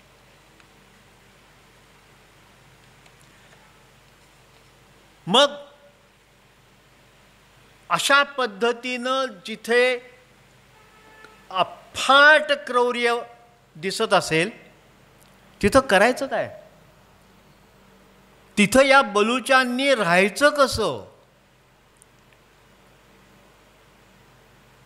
त्यांच्या संबंधामध्ये ते कुठं आता सगळ्यात पाकिस्तानची अब्रू जर कुठे देशोधडीला निघाली असेल ती क्वेट्टा ते पेशावर या मार्गावर धावणारी जाफर एक्सप्रेस नावाची रेल्वे आहे. ती क्वेट्ट्याहून निघते, खाली येते आणि असा वळसा घालून पेशावरकडे जाते. क्वेट्ट्याहून निघालेली गाडी पेशावरला जायला साधारणपणे 40 तास लागतात आणि उशिरा पोचायची असेल तर कधी 45-50 तास कसेही लागतात. या जाफर एक्सप्रेसमध्ये बहुतेक वेळा लष्करी अधिकारी जात असतात आणि लष्करी अधिकारी जात असतात किंवा त्यांचं लष्कर जात असतं. पेशावरसुद्धा नजर ठेवायला योग्य असं शहर आहे. तेव्हा क्वेट्ट्याहून, म्हणजे ते सगळे सैनिक बलूच नसतात बरं का, पण त्यांना घेऊन ती गाडी जात असते. आणि 11 मार्च 2025ला, याच वर्षी 2 महिन्यापूर्वी, ही रेल्वे त्या एका बोगद्यापाशी अडवली गेली. अडवली कोणी? बलूच बंडखोरांनी अडवली. बलूच बंडखोर होते कुठे? डोंगरावरती होते. त्यांनी गोळ्या घातल्या. पहिल्यांदा त्या बोगदा आहे त्या बोगद्यापाशी स्फोट घडवला, गाडी थांबवली. गाडी थांबली, त्याच्याबरोबर त्या सगळ्या सैनिकांना बाहेर काढलं. तू कोण बाबा? तू पंजाबी का? बाजूला. तू कोण? बलूच का? तू या बाजूला ये. तू सिंधी का? तू या बाजूला ये. असं करून एकेकाला बाजूला केलं आणि त्या पंजाब्यांना त्यांनी ओलीस ठेवलं. ओलीस ठेवल्यानंतर पाकिस्तानमधनं जी बातमी आली तेव्हा त्याच्यामध्ये त्या 450 प्रवासी होते असं सांगण्यात आलं. 450 प्रवासी होते, त्यातले 36 हे दहशतवाद्यांनी मारले, म्हणजे त्यांच्या शब्दात दहशतवादी. पण बंडखोरांनी मारले. त्यातले 12 जण पळून गेले, म्हणजे झाले 48, आणि 200 जणांची सुटका केली. असं पाकिस्तानचं सरकार त्यावेळेला सांगत होतं. त्यावेळेला बलूच बंडखोरांनी जे सांगितलं होतं ते असं की आम्ही 200 जणांना पळवून नेलेलं आहे, 200 जण आमचे बंधक आहेत, 200 जणांना आम्ही ओलीस धरलेलं आहे, ओलीस ठेवलेलं आहे. त्यांना त्यांची सुटका करून घ्यायची असेल तर तुम्ही आमचे जे लोक 8000 म्हणजे जिवंतपणी असणारे जे 8000 जे लोक तुरुंगात आहेत पाकिस्तानच्या, त्यांची सोडवणूक करा, त्यांची सुटका करा, तर आम्ही तुमच्या या 200 जणांना सोडू. पाकिस्ताननं काहीही उत्तर दिलं नाही. ते 200 जण गेले. पाकिस्तान हे मान्य करायला तयार नाही की ते 200 जण गेले का राहिले का जगले का मेले, त्यांच्याशी त्यांना काही घेणं देणं काही नाही आहे. असा हा पाकिस्तान आहे. तेव्हा या सगळ्या ज्या गोष्टी आहेत ती चकमक झाल्यानंतर सुद्धा इतक्या मोठ्या प्रमाणावरती सैनिक अडकवलेले असताना सुद्धा पाकिस्तानला त्याच्याबद्दल काहीही वाटत नाही. आणि जे गेले ते गेले, जे राहिले ते राहिले असं म्हणतात. आणि आत्ता अगदी काल परवा मंगूचार नावाचं एक छोटंसं गाव आहे, ते कलात संस्थांमधलंच गाव आहे. त्या मंगूचार गावात आता आमचं राज्य आहे हे बलूच बंडखोरांनी जाहीर केलं आहे. मंगूचार हे गाव पूर्णपणानं स्वतंत्र झालेलं आहे, ज्याच्यावरती पाकिस्तानचं राज्य नाही. त्यांचा झेंडा चौकात फडकवला जातो. किती दिवस हे राहील मला माहीत नाही, पण हे गेल्या 2-3 दिवसापूर्वीची ही घटना आहे म्हणून तुम्हाला सांगितली. तर हा इतिहास हा असाच आहे. आता प्रश्न निर्माण होईल तो असा की मग पुढं काय, बलुचिस्तानचं पुढं काय होईल. तुमच्या भावना ज्या असतील त्याच माझ्याही भावना आहेत. पण बलुचिस्तान स्वतंत्र झाला तर तो कसा होणार असा प्रश्न आहे. बलुचिस्तानला वायव्य सरहद्द प्रांतातल्या पठाणांचं पाठबळ ज्या क्षणी लाभेल त्या क्षणी, आणि वायव्य सरहद्द प्रांतातल्या पठाणांना ज्या क्षणी अफगाणिस्तानमधल्या, भले ते तालिबान असू देतो, आपल्याला आत्ता काय पाहिजे ते सांगतो. आपल्याला म्हणजे मला नव्हे, मला किंवा तुम्हाला सुद्धा नव्हे. बलुचिस्तानचा नागरिक हा स्वतंत्र व्हायला पाहिजे, तो वेगळा व्हायला पाहिजे. तो वेगळा व्हायचा असेल तर हे पाठबळ लाभलं तर हे शक्य आहे. तोपर्यंत हे शक्य होईल की नाही मला सांगता येत नाही. हे व्हायला हवं हे म्हणणं बरोबर आहे, पण ते कसं घडणार, कधी घडणार, कुणामुळं घडणार, आणि कुणामुळं घडणार या प्रश्नाचं उत्तर माझ्याकडे आहे. हे घडायचं असेल तर ते पाकिस्तानच्या आत्ता असलेल्या नराधम राज्यकर्त्यांमुळंच घडण्याची शक्यता आहे. मी नराधम शब्द जपून वापरला आहे, त्याहीपेक्षा पलीकडचा असलेला शब्द वापरणार होतो, पण हे सरकार हेच त्याला जबाबदार आहे. तरीही आत्ताची जी चौकट आहे त्यामध्ये शहाबाज शरीफना, जे आजचे पंतप्रधान आहेत, त्यांना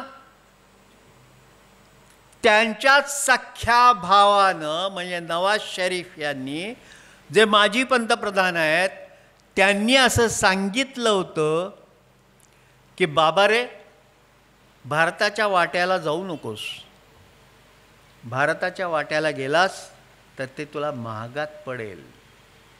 ते तुलाच महागात पडेल असं नाही, तर सगळ्या पाकिस्तानला ते महागात पडेल. ते तू करू नकोस. ते शेखी मिरवायला गेले, आमच्याकडे अण्वस्त्र आहेत. ख्वाजा आसिफ म्हणतात आम्ही गेली 30 वर्ष हेच करतो आहोत. इसाक दर म्हणतात, जे त्यांचे उपपंतप्रधान आहेत, ते असं म्हणतात की आम्ही अणुबॉम्ब टाकू, नाही तर काय वाटेल ते करू, भारताचा सत्यानाश करू, पण आम्ही भारताशी जोरदार टक्कर देऊ, असं त्यांचं म्हणणं आहे. जोरदार टक्कर काय दिली ही गेल्या 2 दिवसामध्ये आपण पाहिलेली आहे. आणि हे कुठल्या टोकापर्यंत जाईल हे आज तरी सांगता येत नाही. बलूच बंडखोरांनी मनावर घेतलं तर ते घडू शकेल. अफगाणिस्ताननी मनावर घेतलं, या अफगाणिस्तानमधल्या तालिबानांनी मनावर घेतलं. बघा तुम्ही, या सगळ्या घटनाचक्रावरती तुर्कस्तान बोलला, इंग्लंड काहीतरी पचपच केली इंग्लंडनं, अमेरिका बोलली, सौदी अरेबिया बोलली पण न बोलल्यासारखं केलं. तालिबानांनी काहीही सांगितलेलं नाही अजूनही. तालिबानांनी भारताचा निषेध केलेला नाही. निषेध करणाऱ्यांमध्ये तुर्कस्तान आघाडीवरती आहे. एक दिवस तुर्कस्तानलाही धडा शिकवावा लागेल, पण तो भाग निराळा आहे. आत्ता तूर्त सिंधू पाणी वाटपावरती येतो आणि थांबतो. सिंधू पाणी वाटपाचा जो करार झालेला आहे तो 1960मध्ये झाला. त्यावेळेला काही नद्यांचं पाणी पाकिस्तानला, काही नद्यांचं पाणी आपल्याला, असं करता करता आपण इतकी वर्ष वाट बघितली आणि गेली 65 वर्ष हे आपण करत आलेलो आहोत, त्यांना पाणी देत राहिलेलो आहोत. आता पाणी पाजण्याची वेळ आलेली आहे. म्हणून पाणी करार जो आहे तो आपण बंद केलेला नाही आहे, तो स्थगित ठेवला आहे.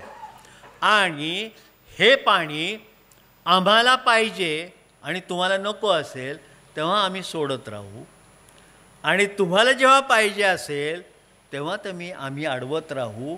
हे तंत्र आता वापरण्याची वेळ आलेली आहे.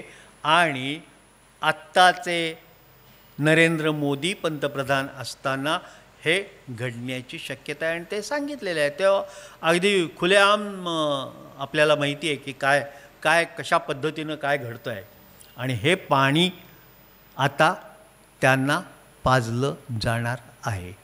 ते सर्व अर्थाने बलुचिस्तानच्या अंगानं असेल, इकडं सिंधच्या अंगानं असेल, पंजाब्यांच्या अंगाने असेल, असीम मुनीरच्या हातात आता या गोष्टी राहिलेल्या नाहीत. जरी तो लष्कर प्रमुख असला तरी उद्याला कदाचित शहबाज शरीफची सत्ता जाईल आणि असीम मुनीर अध्यक्ष होईल, पण बलुचिस्तानचा प्रश्न सुटणार नाही. बलुचिस्तानचा प्रश्न काल जिथे होता त्याच्यापेक्षा 4 पावलं पुढे गेलेला असेल आणि तिथे आपल्याला बलूच काय करतो, काय आहे, बलूच माणसाचं पाणी काय आहे हे खऱ्या अर्थानं कळणार आहे. तोपर्यंत आपण वाट बघावी हे जास्त चांगलं. मला वाटतं इथे मी थांबतो. तुमच्यापैकी कुणाला काही प्रश्न असतील, प्रश्न विचारायची परवानगी आहे तर काही हरकत नाही, जरूर विचारा. धन्यवाद.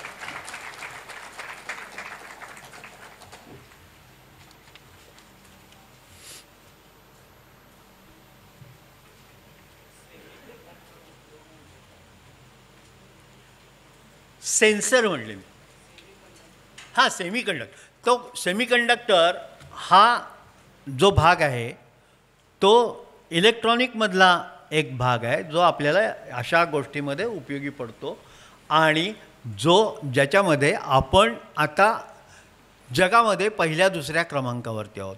पहिल्यांदा पुण्यामध्ये सेमीकंडक्टरचा जो कारखाना होता तो कारखाना आता कितीतरी पटीनं पुढे गेलेला आहे आणि त्याचा उपयोग आपल्याला वेगवेगळ्या गोष्टींमध्ये होत असतो. आणि त्याचा मी काही त्या शास्त्रातला हे नाही आहे, पण आज ज्या सेन्सरबद्दल बोललं गेलं ते मात्र आपल्याला माहिती आहे की तो सेन्सर तुम्हाला दाखवतो, ती जागा दाखवतो.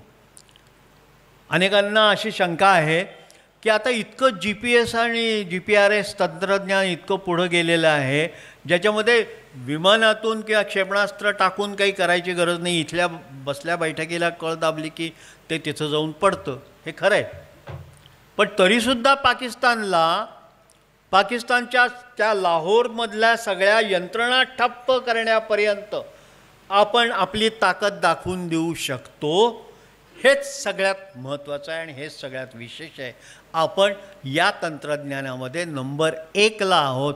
चीनी तंत्रज्ञानसुद्धा तिथे चालत नाही, हे आपल्या लक्षात आलेलं आहे.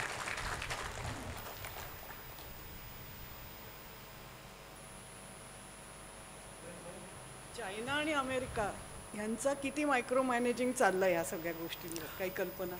हां, तुम्हाला म्हणजे अंतर किती वाढलेलं आहे असं म्हणायचं आहे? नाही नाही, how much are they controlling all this? हां, अमेरिका काही कंट्रोल करत नाही. या अमेरिकेला जे पाहिजे ते आमची शस्त्र खपली पाहिजेत. नवरा मरो वा नवरी मिरो, आम्हाला आमचा लाभ जो काही आहे तो आम्हाला मिळाला पाहिजे. आमचा वाटा हा त्याच्यामधला सगळ्यात महत्त्वाचा आहे. चीनचं तसं नाही आहे. चीन हा सावध आहे. चीननं आत्ता भारत पाकिस्तानच्या युद्धामध्ये सुद्धा जी भूमिका घेतलेली आहे ती सावध आहे. अजूनही ते आक्रमक झालेलं नाही. त्यांनी दुसरी हद्द उघडलेली नाही आहे, हे लक्षात घ्या. बांगलादेशसारखा अचरटपणा त्यांनी केलेला नाही आहे. पण चीन हा सावध आहे आणि अमेरिका ही अचरट आहे. आणि ट्रम्पच्या बाबतीत तर मी काय बोलणार. हॅलो सर, आता पाकिस्तानबद्दल तुम्ही बोलले. आता युनायटेड नेशन सभेमध्ये एक ठराव पास झाला. त्यामध्ये पाकिस्तानचा निषेध करत असताना त्यामध्ये एक वाक्य गाळलं गेलं की त्यामध्ये असं एक वाक्य होतं की दहशतवाद्यांनी धर्मविचारून गोळ्या घातल्या, तर त्यांनी ते वाक्य काढलं. तर त्याला कारणीभूत आपण आहोत. म्हणजे आपले पुढारी आहेत नाही, आपल्या पुढारी म्हणजे पुरोगामी पुढारी काँग्रेसचे इकडचे तिकडचे, त्यांचे वाक्य त्यांचे केलेले रेफरन्स देऊन त्यांनी पाकिस्तान दिल्यामुळे युनायटेड नेशननं ते वाक्य घडलं. याबद्दल आपलं काय मत आहे? काय झालंय ते सांगतो. आत्तासुद्धा संयुक्त राष्ट्रसंघाच्या सुरक्षा समितीमध्ये हा जेव्हा प्रश्न आला त्यावेळेला जे 5 परमनंट प्रतिनिधी आहेत, सुरक्षा समितीचे 5 परमनंट सदस्य जे आहेत, त्याच्यापैकी चीन वगळता बाकीच्यांनी काही अशी ठाम भूमिका घेतलेली नाही आहे. 10 प्रतिनिधी जे उरलेले आहेत, ज्याच्यामध्ये एक पाकिस्तान आहे, तोच फक्त याबद्दलचा आग्रही होता. पण त्या बाबतीतसुद्धा संयुक्त राष्ट्रसंघाच्या सरचिटणीसांना असं सांगावं लागलं की पहलगामच्या संदर्भामध्ये तुम्ही निषेध का नाही केलात? या प्रश्नाचं उत्तर नाही आहे ना त्यांच्याकडे. तुम्ही सांत्वन केलं, जे गेलेत त्यांच्याप्रती आमची श्रद्धांजली आहे, या पलीकडं तुमची भूमिका नाही आहे. तुम्ही निषेध केलात का? तर निषेध केलेला नाही आहे. तर संयुक्त राष्ट्रसंघ हा त्याला आता घाबरायचं कारण नाही आहे, कारण तो काही केलं तरी हे असंच चालणार, असाच वागणार. संयुक्त राष्ट्रसंघ म्हणजे दात नसलेला वाघ आहे.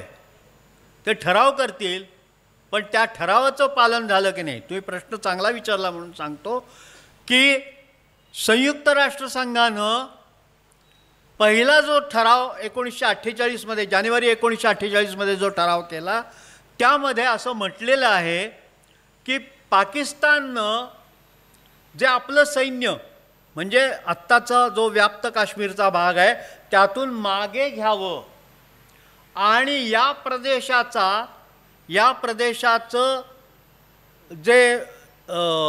प्रदेशाची जी व्यवस्था आहे ती व्यवस्था भारतीय सैन्याकडे, भारतीय पोलिसांकडे, काश्मीरी पोलिसांकडे सोपवावी आणि मग तिथे सार्वमत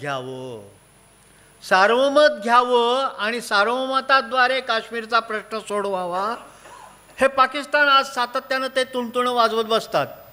पण अरे, ते तुणतुणं वाजवण्यापूर्वी तो जो ठराव आहे तो ठराव एकदा वाचून बघा ना नतद्रष्टांनो. त्या ठरावात असं स्वच्छ म्हटलेलं आहे. बरं, आता पुढचा मुद्दा जो आपला संयुक्त राष्ट्र संघामध्ये जो परमनंट प्रतिनिधी होता अकबरुद्दीन, त्यांनी सांगितलं ते असं की समजा घटकाभर असं धरून चालू की पाकिस्ताननी सैन्य मागे घेतलंय आणि त्या सगळ्या सीमेचं रक्षण करण्याची जबाबदारी भारतावरती दिलेली आहे.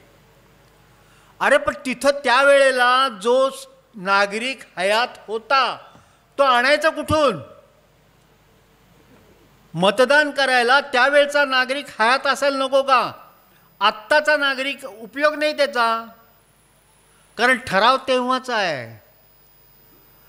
त्या ठरावाचं इम्प्लिमेंटेशन त्या लोकांच्या अधिकारामध्ये सार्वमतानं ते होईल असं जर तेव्हा म्हटलं गेलेलं आहे, तर तो ठराव आत्ता अंमलात कसा आणायचा असा प्रश्न आहे. तर हा ठराव हा कुचकामी आहे, त्याला काही अर्थ नाही आहे आणि हे सार्वमत वगैरे काही घेतलं जाणार नाही आणि होणारही नाही.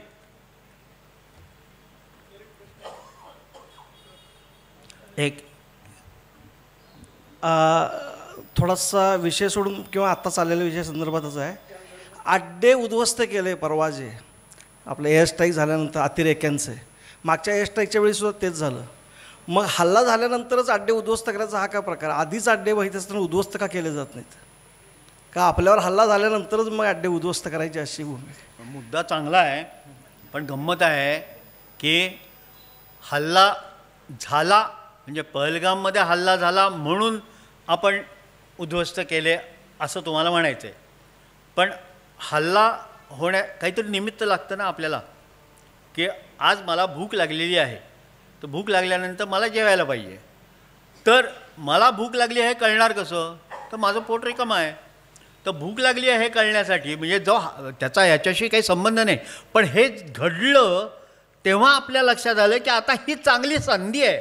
म्हणून मी सुरुवातीलाच म्हटलेलं होतं की आत्ता सोन्यासारखी संधी चालून आलेली आहे. 26 जणांच्या बाबतीत 27 जणांच्या बाबतीमध्ये सगळ्यांना वाटतं की जे झालं ते वाईट झालं, म्हणून तर मोदींनी त्याचं नाव दिलं ना, काय सिंदूर, ऑपरेशन सिंदूर. कशासाठी? तर त्यांच्या प्रती ती श्रद्धांजली आहे खऱ्या अर्थानं, हे लक्षात घ्या. ती श्रद्धांजली आहे म्हणून ऑपरेशन सिंदूर आहे, आणि ऑपरेशन सिंदूर आहे म्हणून ते हल्ले, ते अड्डे जे आहेत ते उद्ध्वस्त केलेले आहेत. अड्डे उद्ध्वस्त करण्यासाठी जे निमित्त पाहिजे होतं ते नेमकं मिळालं. या आधीच्या काळात असं निमित्त मिळालं नव्हतं का? हे लक्षात घ्या. उरीमध्ये झालेला हल्ला तेव्हा हल्लाच झाला होता ना, तेव्हा सैन्य मेलं होतं. पण आत्ता सामान्य माणूस गेलाय. सामान्य माणूस आणि सैनिक याच्यामध्ये फरक मी करत नाही, परंतु तेव्हा तुम्हाला सांगायला एक निमित्त होतं की सैनिक विरुद्ध सैनिक होतं. पण आता तसं नाही आहे. खरं म्हणजे बालाकोटला जो आपण वचपा काढला, तो बालाकोटचा जो वचपा आहे तो आणखीन जरा व्यापक करायला पाहिजे होता त्याच वेळेला, असं माझं मत आहे. त्याच वेळेला हे केलं असतं तर पहलगाम झालं नसतं, त्याच वेळेला हे घडलं असतं. आता पुढचा प्रश्न आहे जो तुमच्या मनातही आहे, जो माझ्या मनातही आहे, की पहलगाममध्ये इतक्या चांगल्या सुंदर ठिकाणी सुरक्षा व्यवस्था का नव्हती? हा प्रश्न अगदी रास्त आहे, बरोबर आहे, पण का नव्हती हे त्यांचं दुर्दैव. दुर्दैव सुदैव अशा ह्याच्यात बघू नका. जे घडलं ते वाईटच घडलं, जे घडायला नको होतं. पहलगामला जाऊन मी आलोय मागे, पण तेव्हाची जी ती लीडर नदी वाहते ना, ते खळखळ खळखळ पाणी वाहतं, तर बघायला इतकं सुंदर दिसतं. पण ते हॉटेलच्या दारात उभं राहून बघायला छान वाटतो. इतक्या पुढंपर्यंत गेल्यानंतर, म्हणजे मी जिथून ती लीडर नदी बघितली तिथपासून हे पहलगामच्या थोडंसं डोंगराळ भागातलं अंतर हे साधारणपणे 5 ते 7 किलोमीटर अंतरावरती आहे. तर ते अंतर लक्षात घेतलं तर हे त्यांनी जायला हवं होतं की नाही हा पुन्हा पुढचा प्रश्न आहे. पण असे कितीतरी अनंत प्रश्न यातून उभे राहतात. जे काम त्या शोध करणाऱ्यांनी घेतलं पाहिजे, ते काम केलं पाहिजे. ते करतील तेव्हा करतील. तूर्त आपण असं म्हणूया की निदान या सरकारमध्ये ताकद आहे, ही ताकद त्यांनी दाखवलेली आहे.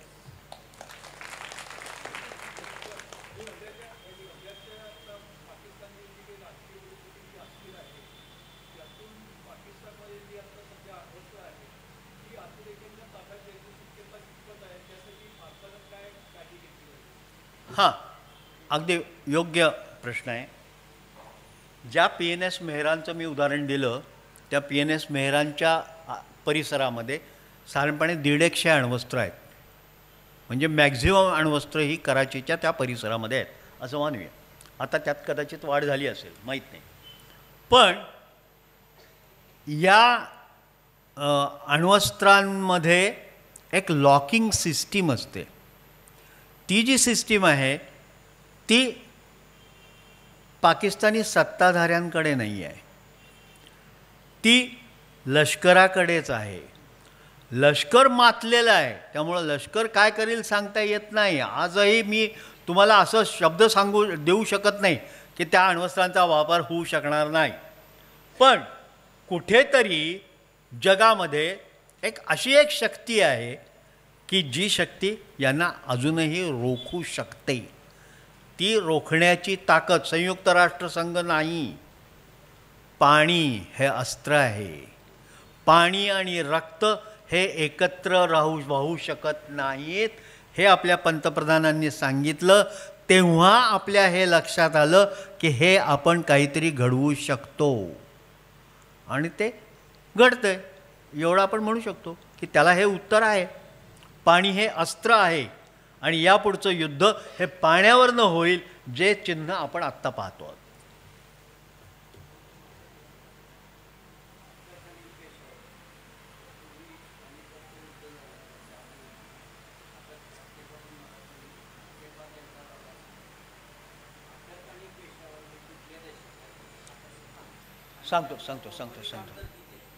सांगतो.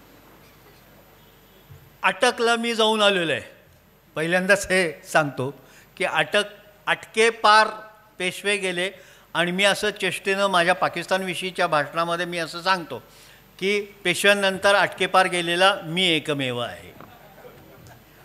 पण तुम्ही लाहोरहून पेशावरला निघालात की अटक पहिल्यांदा लागतो. अटकेचा किल्ला तुम्हाला बसमधनं दिसतो.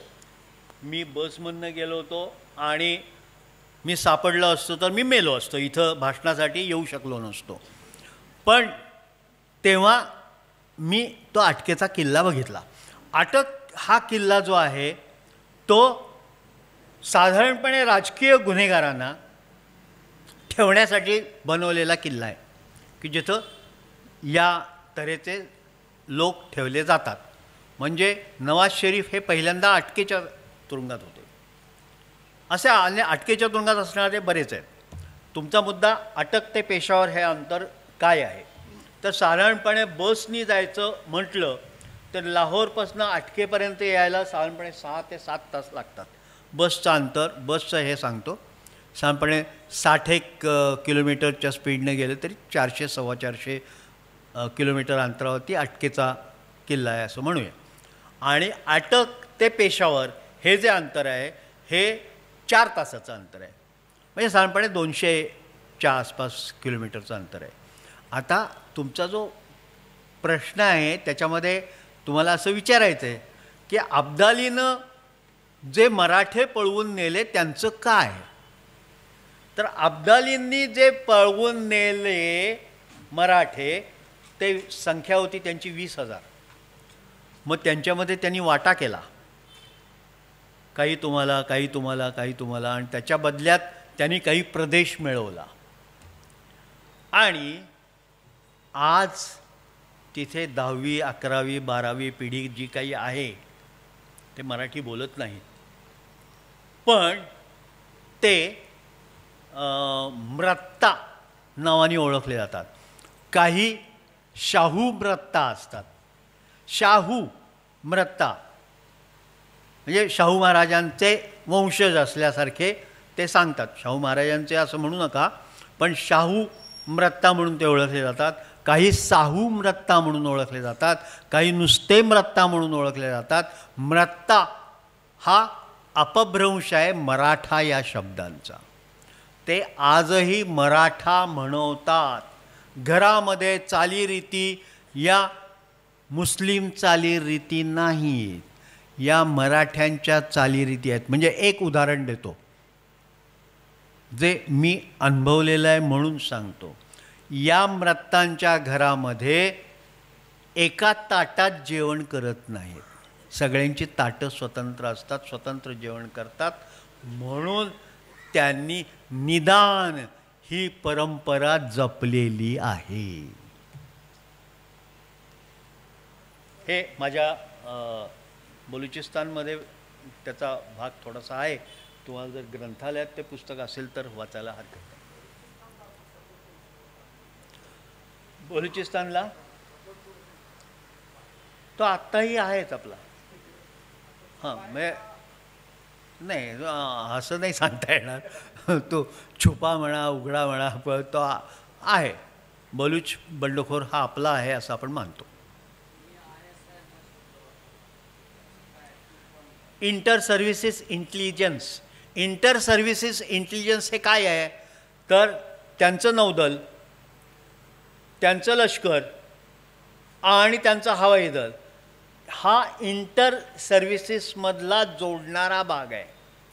आणि आपली जशी रॉ आहे, आपली रॉ नंतर झाली, पण ही इंटर सर्व्हिसेस इंटेलिजन्स ही भुट्टोंची कल्पना आहे की लष्कराच्याकडे गुप्तचर खातं सोपवावं.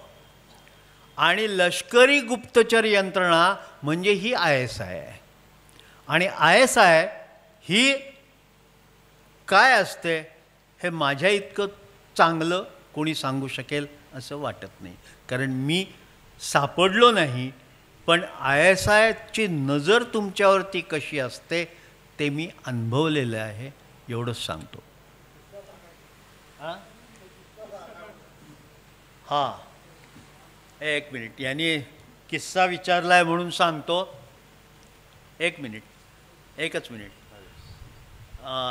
यांनी किस्सा विचारला आहे म्हणून सांगतो की ज्या वेळेला रिलायन्स वर्ल्ड कपसाठी मी पहिल्यांदा पाकिस्तानमध्ये गेलो, पहिलं माझं ठिकाण होतं कराची. कराची, लाहोर, फैसलाबाद, क्वेटा आणि एक कुठलं तरी ठिकाण, अशा एक 5-6 ठिकाणामध्ये ती रिलायन्स वर्ल्ड कप क्रिकेटची स्पर्धा व्हायची होती, ज्याचे भारत, पाकिस्तान आणि श्रीलंका असे 3 देश हे मिळून ते सगळं केलेलं होतं. तर कराचीला त्या नॅशनल स्टेडियममध्ये मी पहिल्यांदा गेलो. माझ्याकडं आय कार्ड होतं आणि वर्ल्ड कपसाठी तयार केलेलं. तिथे जे वर्ल्ड कपचे जे इन्चार्ज होते ते कोणीतरी कर्नल शेख होते. त्यांना मी माझं आय कार्ड दाखवलं. ते म्हणाले ठीक आहे, तुमची इथं जागा आहे. त्याच्यावरती केसरीचं नाव लिहिलेलं होतं, केसरीचं हे लेबल चिकटवलेलं होतं. म्हणलं उद्या मी यायचं आणि इथं बसायचं ना, आणि आणखीन काय प्रॉब्लेम नाही ना. तर नाही म्हणाले, ते इथं बसायचं. मग त्यांनी जागा दाखवली. मी ती जागा पाहून सगळं आता उद्याला आपल्याला इथे बसायला मिळणार, प्रेस बॉक्समध्ये बसायला मिळणार या आनंदामध्ये खाली उतरून आलो. खाली उतरून आल्यानंतर एक साधी जीप होती, ज्या जीपवरती पोलीस किंवा काहीही लिहिलेलं नव्हतं. त्या जीपचा जो एक ड्रायव्हर होता, म्हणजे एकच जण होता, तो म्हणाला चलो साहब आपको छोड़ते हैं. तर मी त्याच्याकडं असं बघितलं संशयानं. तर मी त्याला म्हटलं, तेवढं धाडस तेव्हा माझ्यात होतं, म्हणजे आत्ताही आहे, पण तेव्हा मी त्याला म्हटलं कि आपको तो मैं पहचानता नहीं हूँ. तो म्हणाला हाँ सही है, लेकिन आप हमारे मेहमान है. मला वाटलं या वरच्या माणसाने त्याला सांगितलं असावं, त्यावेळेला मोबाईल वगैरे नव्हते बरं का. वरच्या माणसाने सांगितलं असेल जा रे यांना सोडून ये. म्हणून तो म्हणाला हम आपको छोड देते है. तर म्हणलं ठीक आहे. मग मी त्याच्या शेजारी बसून, तो ड्रायव्हिंग करतो आहे, मी त्याच्या शेजारी आहे, बाकी जीपमध्ये कोणी नाही आहे. अशा अवस्थेमध्ये त्यांनी मी ज्या YMCAमध्ये उतरलो होतो त्यावेळेला कराचीच्या, त्या YMCAच्या गेटवरती मला थांबवलं, जीप थांबवली आणि म्हणाला चलो साहब आपका YMCA आ गया. म्हणलं मी तर माझं YMCA काही त्या कार्डावरती लिहिलेलं नाही, मी कुठं उतरलो आहे सांगितलेलं नाही, काही नाही. हा काय सांगतोय, हा आपका YMCA आ गया. तर मी खाली उतरलो आणि तोही खाली उतरला. त्याला मी विचारलं की अब तो बताओ आप कौन साहब है. त्यांनी मला, माझ्यासारख्या किरकोळ माणसाला सलाम ठोकला आणि सांगितलं I am assistant commissioner of police. हे पाकिस्तानवरती जेव्हा परत भाषण द्यायला येईन तेव्हा फक्त मी पाकिस्तानच्या व्हिजिटबद्दल बोलेन. तोपर्यंत पाकिस्तान शिल्लक राहिला असेल तर माहीत नाही, नसेल तरी मी येऊन इथे बोलेन या विषयावरती. पण ते बोलण्यासारखं पुष्कळ आहे. असे कितीतरी अनुभव आहेत. बेनजीर भुट्टोची मुलाखत घेतल्यानंतर बाहेर पडलो आणि एक मोटरसायकल स्वार आला आणि म्हणाला बीबी ने आपको क्या कहा. म्हणलं बीबी ने आपको क्या कहा. मेरी तो बीबी है यहाँ आई नहीं है. बीबी बेनजीर भुट्टो बीबी. त्यांची मुलाखत घेऊन मी आलोय हे या गधड्याला कसं कळलं. इतका वॉच तुमच्यावरती असतो. असो बोला. मगाशी आपण सांगितलं बलूच बंडखोर आणि ही मराठा फौज जी स्थलांतरित मायग्रेट होऊन तिथं राहिले वगैरे, तर या मराठी कुटुंबाचा किंवा आत्ता जे काही तिथं लोक आहेत त्यांचा बलूच बंडखोरीत काही सपोर्ट आहे का अगेन्स्ट पाकिस्तान. असू शकेल, असू शकेल. आपण त्याबद्दल आत्ता भाष्य करण्यात काही अर्थ नाही आहे, पण असू शकेल. असेल तर उत्तम आहे. बलूचांना कूटनीतिक स्तरावरती आंतरराष्ट्रीय पाठिंबा काही आहे का. बलूचांना आंतरराष्ट्रीय स्तरावर पाठिंबा आहे का, तो असलाच तर माहीत नाही, पण असलाच तर जे व्हेस्टेड इंटरेस्ट आहेत त्यांचा असू शकतो. चीन नव्हे, इतरांचा असू शकतो. उद्याला जर अशी वेळ आली तर चीन म्हणेल हो बलूच बंडखोरांच्या मागे आम्ही आहोत. ओके, तुम्हाला काही विचारायचं आहे.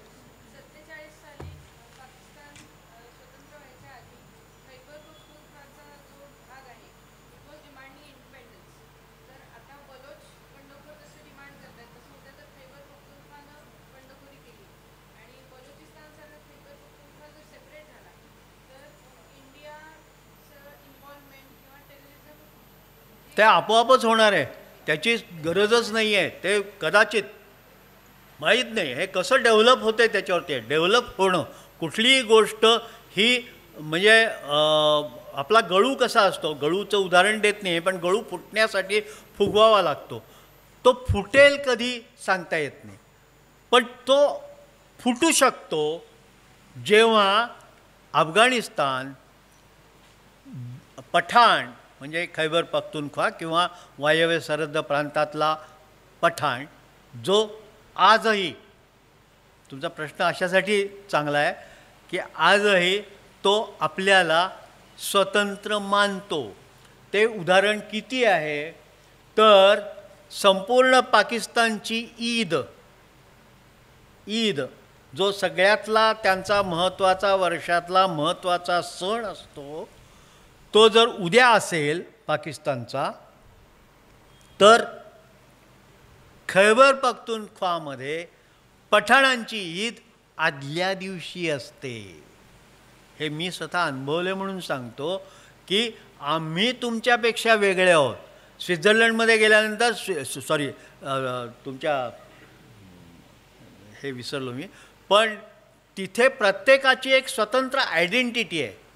आमची आयडेंटिटी ही स्वतंत्र आहे हे सांगण्याकडे यांचा कल आहे आणि तो तसा आपल्याला दिसून येतो. म्हणून मी त्या मुलीचं उदाहरण दिलं की ती मुलगी सांगते की नाही मी उपोषणाला बसते.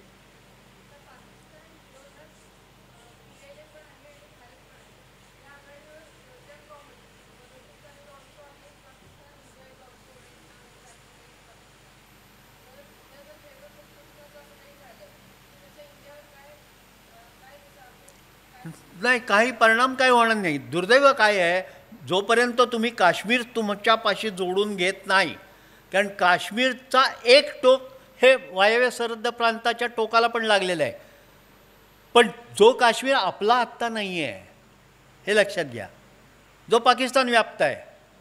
त्यामुळं संपूर्ण काश्मीर जेव्हा आपल्या ताब्यात येईल तेव्हा आपण थेट पख्तूनख्वामध्ये जाऊ शकतो. पण तेव्हा मला वाटतं थांबावं आता.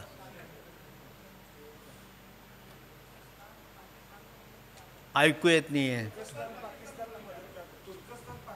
हां, तुर्कस्तान पाकिस्तानला मदत का करतो? तुर्कस्तान पाकिस्तानला मदत करतो याचं कारण फक्त सुन्नीइझम आहे. इराण करत नाही कारण ते शिया आहेत, हेच कारण आहे. आणि तुर्कस्तान हा अशाच गोष्टींमध्ये अलीकडच्या काळामध्ये जास्त लक्ष ठेवू नये. पण तेही दिवस कधीतरी संपतील. थांबायचं? थांबू. थँक्यू. हा विषयच असा आहे की याच्यावर आणखी बराच काळ आपली चर्चा रंगू शकते.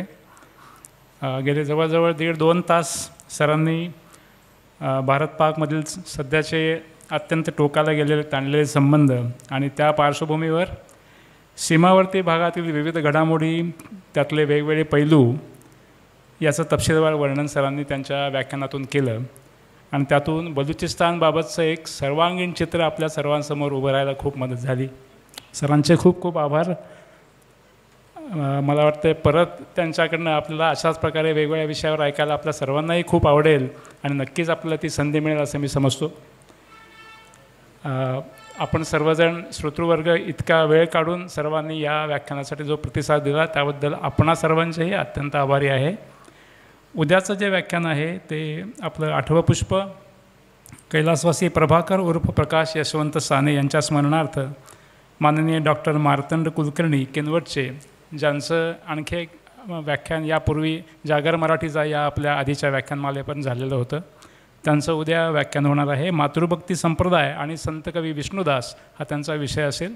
आपण सर्वांनी अशाच प्रकारे उद्याही बहुसंख्येनं उपस्थित राहावं. पुन्हा एकदा सर्वांना खूप खूप धन्यवाद.